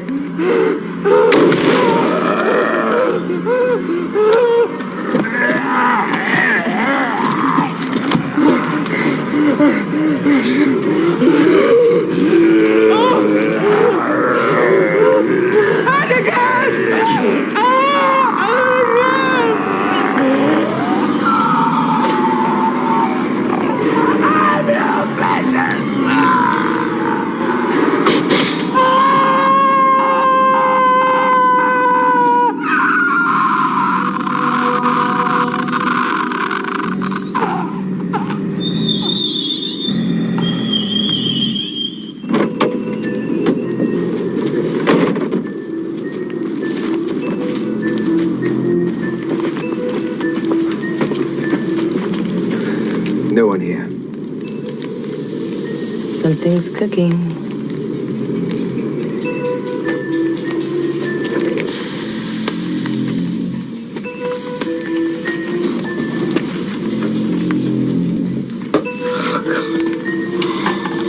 It's Fergus Gray.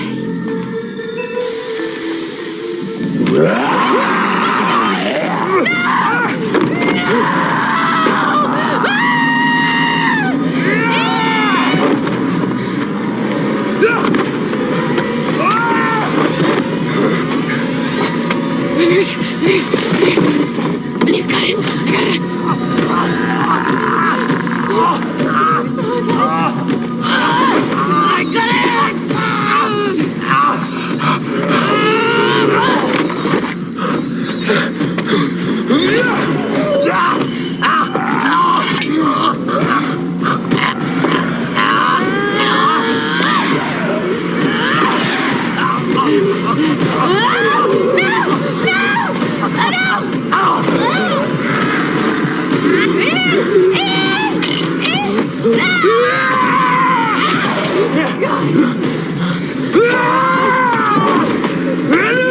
Get the noose tighter!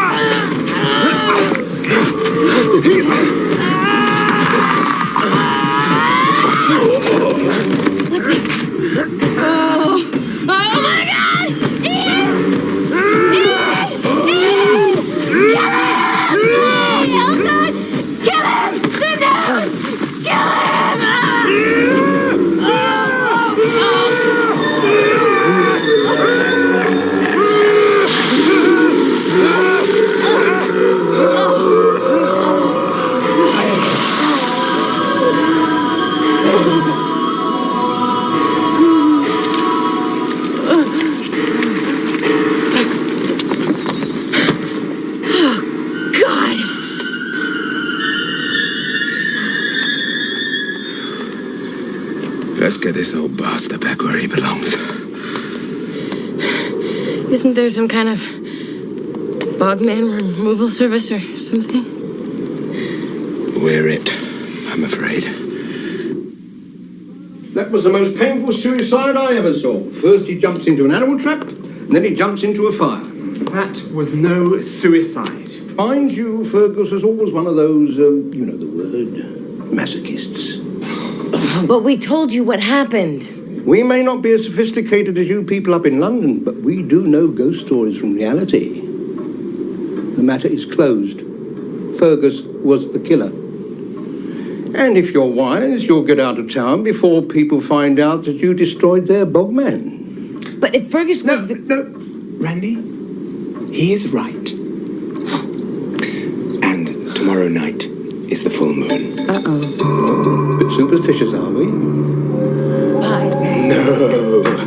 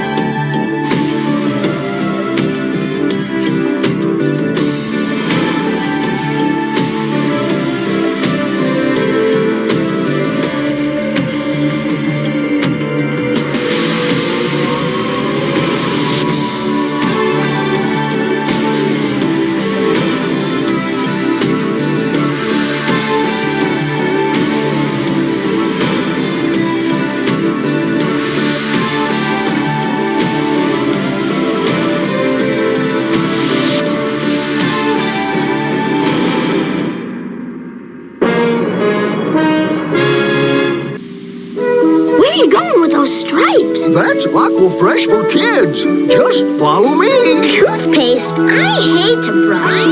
Aquafresh for kids makes brushing fun. It's got a zingy taste kids love.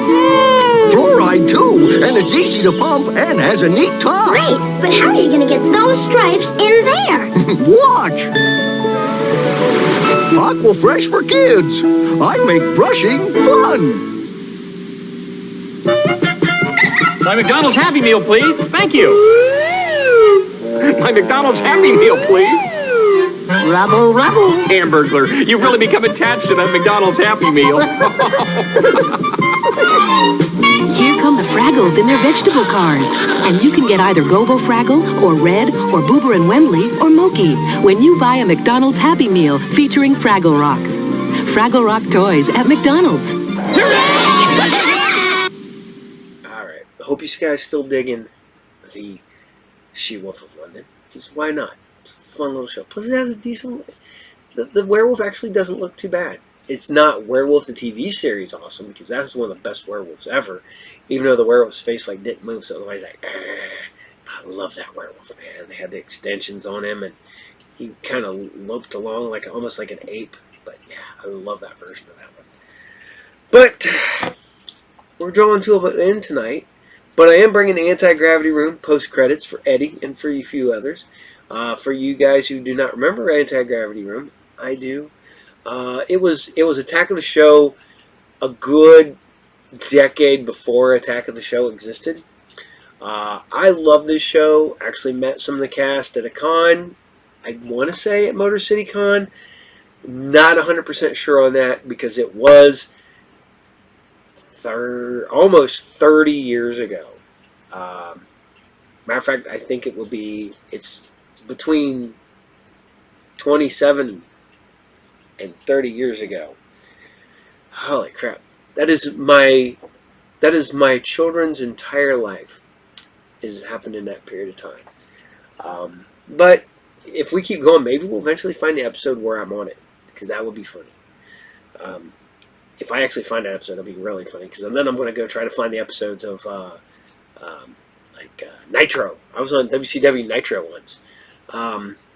But if you guys were lucky enough, you could have seen the Captain, because the Captain went last week to go see AEW Collision taping, and it aired on Saturday, so I've got to actually watch that episode to see if you can see me in the crowd. I didn't think you'd see me in the crowd when I was at Dynamite, but yep. Moxley walks right by us, and you see me and Brandon standing right there. It's crazy. But we had fun doing that, and hopefully pretty soon I'll get back to some wrestling and get more back in there, and you can go see that. And on that note, if you're over in Fort Wayne, Indiana this Sunday, go see Clutch. Boom! I will be over there seeing Clutch in Fort Wayne. This will be the 10th time I've seen Clutch, and that means they're tied with Rob Zombie / White Zombie. I've seen them 10 times, and I've seen Clutch right now 9, and they're actually tied with Power Man 5000 at 9 times. So, yeah. But the cool thing about Clutch, different show every time. So, and they're my favorite bands. So, yeah. But I want to say thank you to all you guys. I am working on bringing back group therapy and talk and roll. We have episodes in the can.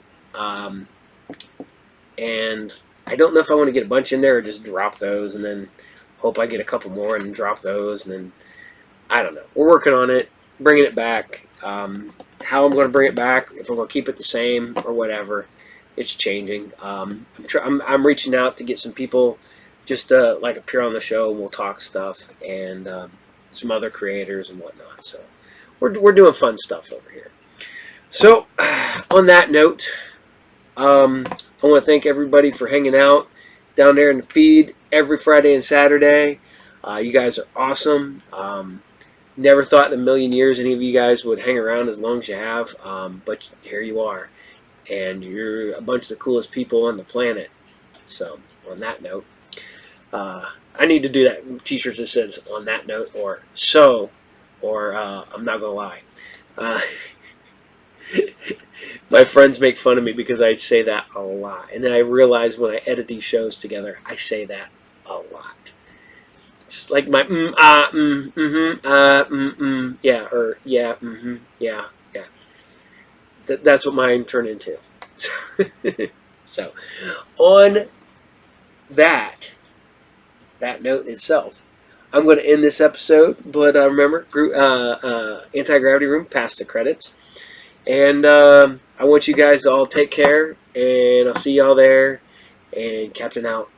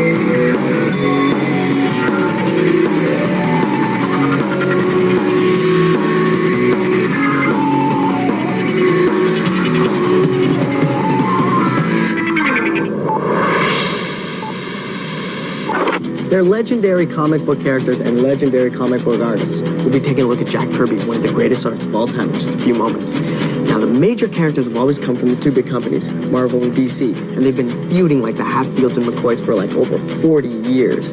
But the crossover to end all crossovers is about to happen. For the first time, characters from Marvel and DC will be fighting on the same page.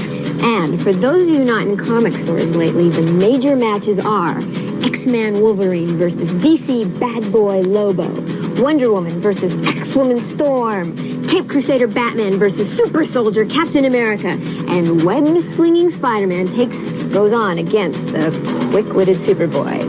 And the Man of Steel Superman takes on the big green Hulk, who's actually pretty smart now, too, because he's been getting off the steroids.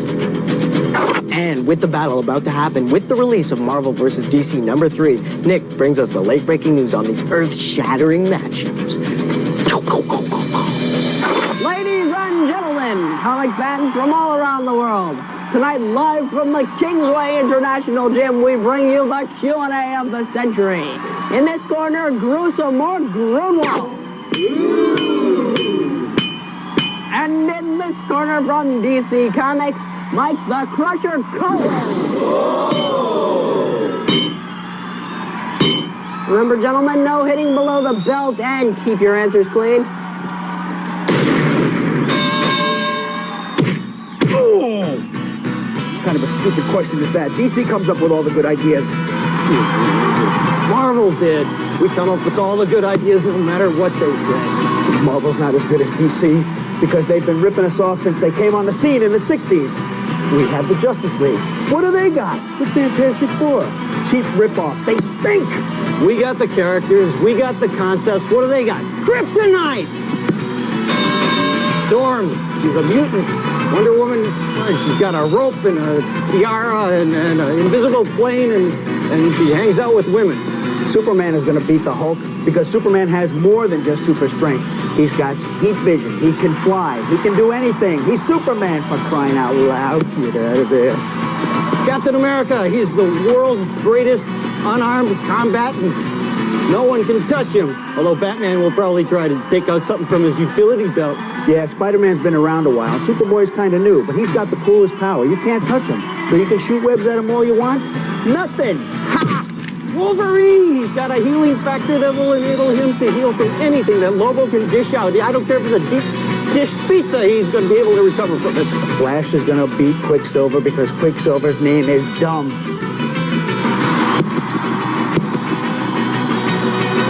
Gentlemen, this is the final round. No holds barred. Captain America! Superman! Thor! Batman! Iron Man! Hulkman! Hulk! Wonder Woman! Storm! Green Lantern! Black Knight! Black Lightning. Wonder Man. Wonder Woman. I said her already.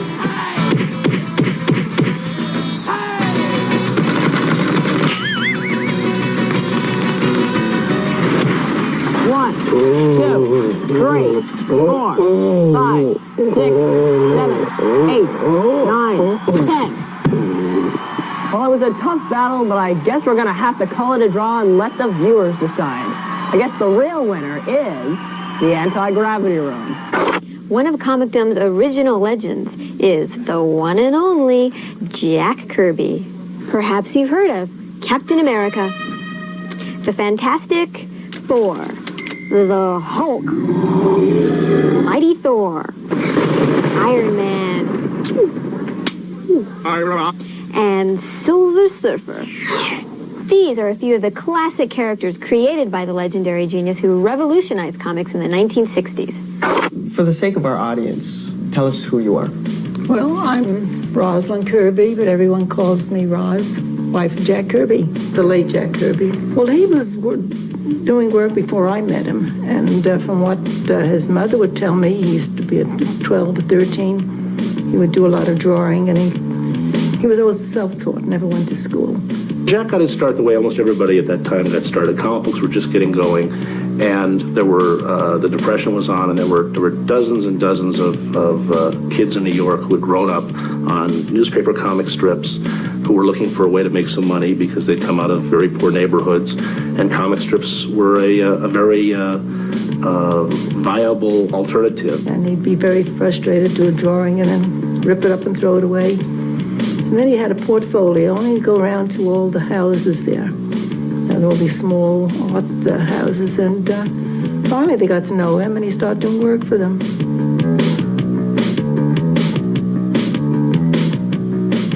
That was kind of his main character, Captain America. You know, he said Captain America. The kid said, "Oh yeah, I know Captain America." Now, was that his favorite, or was it? It was his favorite because it got him really started in the field, and he always loved doing Captain America. So tell me a little bit about your past with Jack Kirby. Well, it was a great time. I think we worked so well together. You know, it was as though we both thought alike. I'll never forget the time I told Jack about the Hulk. I thought he was going to hit me. I said, Jack, I have an idea for a new character. I want you to draw an attractive, likable monster. The Hulk was how he pictured himself, you know, taking off after the tough guys, and he was always a little self-conscious about his height, you know, and he always liked to fight 6 feet 4 guys. Of course, he would get killed, but... We've already done a guy who's the strongest guy on Earth. We've done people who can fly. We've done people who can burst into flame. What can we do that's different? Let's do a god. And he said, what are you talking about? And I said, let's do one of the Norse gods. We'll call him Thor, god of thunder. Well, by the time I finished talking about it, Jack had sketched almost the whole character, you know? And it was amazing how fast he was, and it was as if he plucked these things right out of my mind. Only he improved on them, because by the time I would see the drawing, it was 100 times more dramatic even than what I was thinking of. He did Ben Grimm for Fantastic Four. And Ben Grimm always had a cigar in his mouth, and Jack always had cigars in his mouth. He was a little tough guy. Jack thought in big pictures, and his characters would leap out at you, and he developed his own. The fact that the main thing about Jack was that he developed his own style. He wasn't doing Kniff or doing Roy Crane the way his contemporaries were, and he found an energy in his work that had not been present in newspaper comics and their really tiny panels.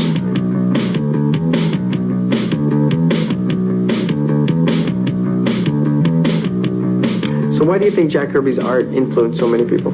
Well, I always felt there was something very life-affirming about Jack's work. You know, they say of a great actor that his characters exist before and after he's on stage, that there's a subtext there that makes you believe they have lives apart from the small piece that you're seeing. And I felt that Jack's work always was like that. Writers are always dying to work on Kirby characters, because when Jack finished a story, there was so much left there to play with afterwards, because he introduced so many ideas into each story.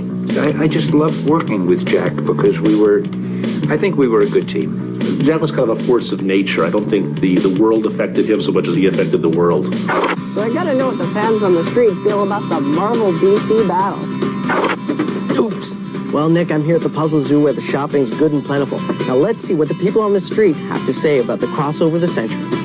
In a fight between the Incredible Hulk and Superman, the fight would obviously end up being a draw. If a fight between Batman or Spider-Man, Batman would probably win because he's just a lot stronger and more experienced with fighting.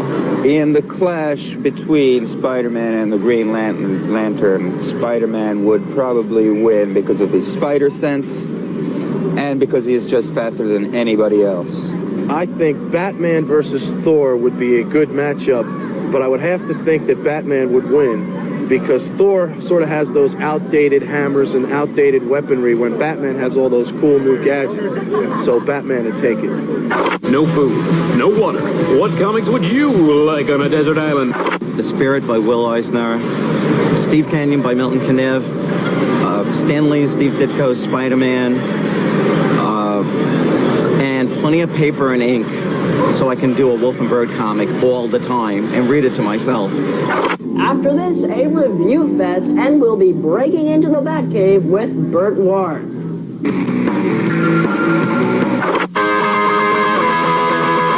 Hey everybody, and welcome to Comicopia, my weekly review of comic books. This week I'm looking at Legends in Comics, and what better book to start out with than a legendary comic made by a legendary creator, Jack Kirby. Now, I'm not even really allowed to touch this book, but I managed to review it for you. Yes, this book, The New Gods #1, was released in 1971 and was a milestone in comic history. It tells the tale of Orion, a new god, and his quest to find the evil villain Darkseid. To a new comic book reader, this book might seem a little derivative, but that is because this is the real thing, and it set the standard for so many comic books today. With all this in mind, I give it 5 out of 5 on the anti-gravity scale. Next, we have some old legends growing up to fight each other in DC versus Marvel Comics, and things are all shook up. Characters from one world are being zapped into another. Villains like the Joker are running into heroes like Spider-Man. Chaos is here. Did you bring your raincoat? This book has great art and a setup reminiscent of the Image and Valiant crossover, Deathmate. DC and Marvel are really beginning to interest me again, and I can't wait to see who wins. DC. Therefore, this book shall receive 4 out of 5 Gs on the anti-gravity scale. Now, I just want to show you, I got a preview of issue 2 of DC Marvel, and it's pretty cool. Pinky and the Brain make an appearance. I don't want to tell you the final ending, but I'll just say this. Wonder Woman gets the powers of Thor. No! Oh, never mind. See you next time. You can't talk about comic book legends without first mentioning Stan Lee, and this show is no exception. We sent Phil to see Stan at the Marvel Film Studios. Okay, I'm here talking to comic book legend. Stan Lee, how you doing, Stan? Okay, I'm going to change my name to Legend, make it easy for everybody. You make it your middle name, Stan Legend Lee. I like that. You like that?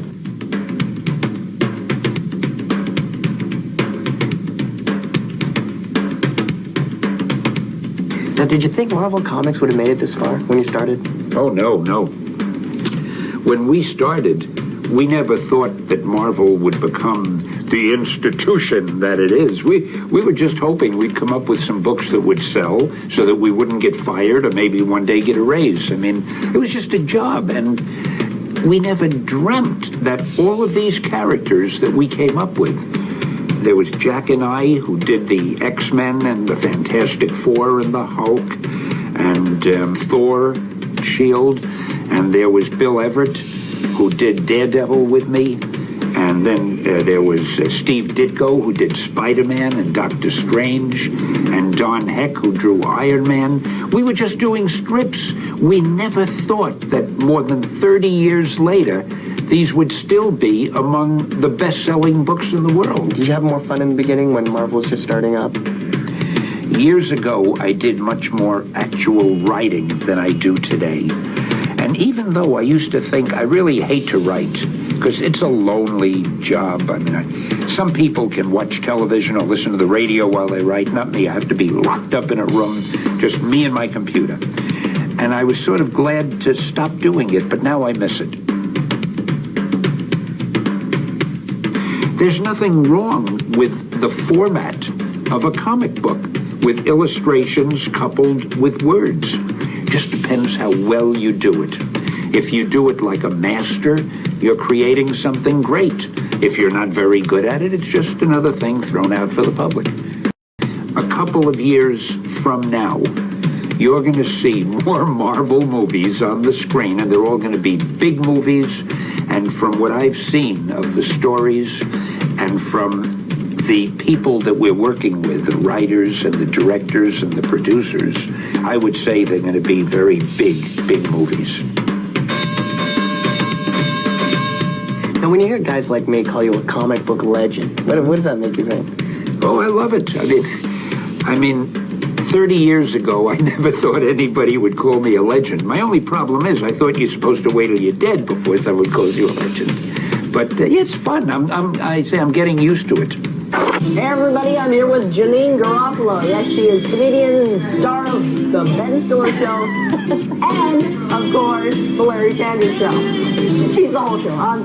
So, does a comedian like yourself actually get into comics? Well, I don't know about other comedians like myself, but me personally, I enjoy Hate and 8 Ball, and I love Why I Hate Saturn, the graphic novel of Why I Hate Saturn.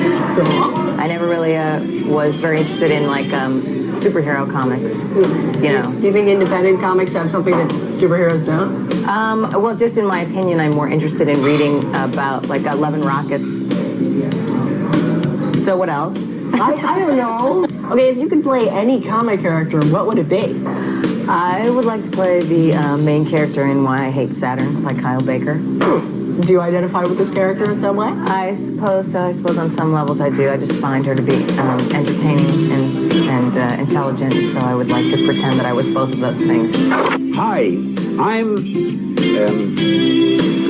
Stan Lee, and this is the anti-gravity room. Stan, can I have this? Of course you can, because you're part of the media. You can have anything you see. It's all yours.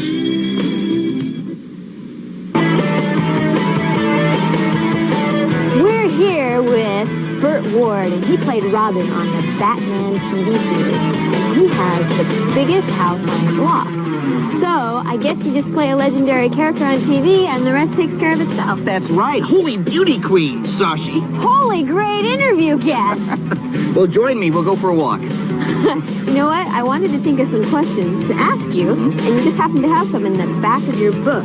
Oh, boy, wonder my life in tights. It said, my most asked questions. Yes. So, what's it like being Robin? Well, let's see. It's not real comfortable in the costume. I wouldn't recommend it. In fact, I only wear my costume now for 2 occasions. One is Halloween, and the other is very private moments with my wife. Batman was a very exciting show. It was a very, very violent show. But not violent in the sense of people getting hurt, violent in the sense of me getting hurt. You see? Because it was a very dangerous show. There was lots of explosions, lots of injuries. I mean, this was not known to the public, what happened on Batman. And even in the first episode, I ended up in emergency hospital 4 days in a row.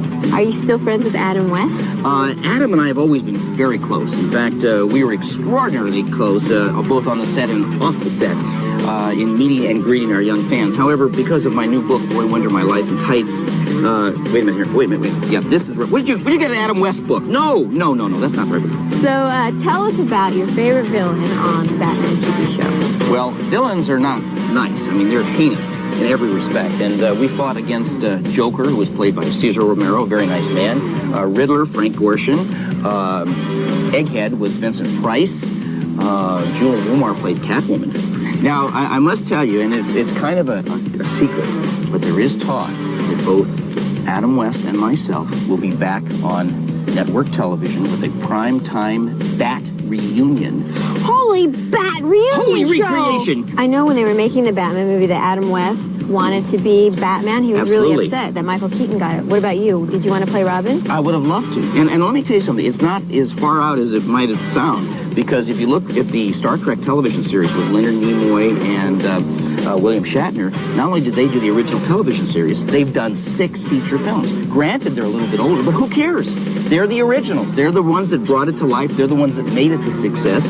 and I think people are endeared to them. So, well, as an actor, you probably played lots of roles. Was Robin your favorite? Oh, by far the most fun.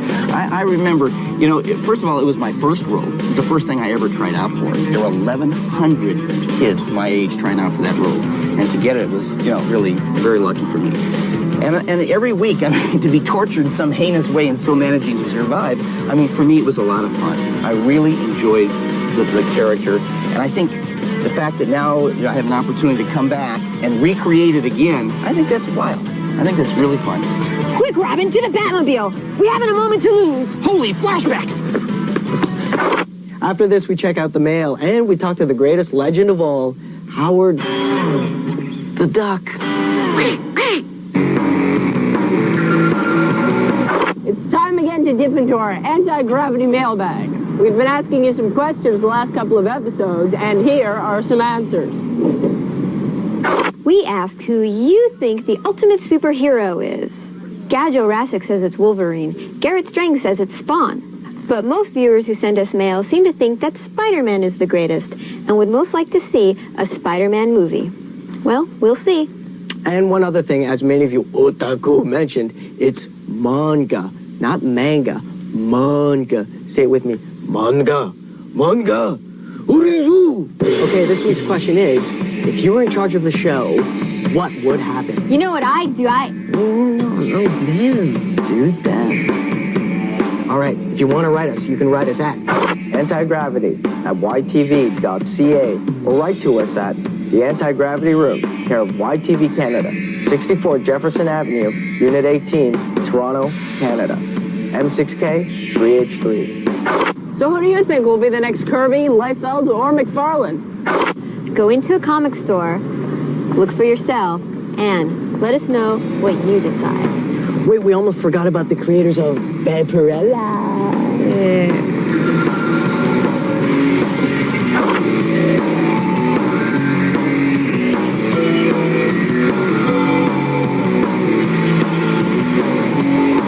It is 200 feet tall, the lethal product of a poisoned earth, and it's about to battle the king of all monsters. For the first time on television, the letterboxed edition of Godzilla vs. Hedorah. Today at 2 p.m. Eastern, Sci-Fi Saturday. Now stay tuned for Dracula the series, next on the Sci-Fi channel.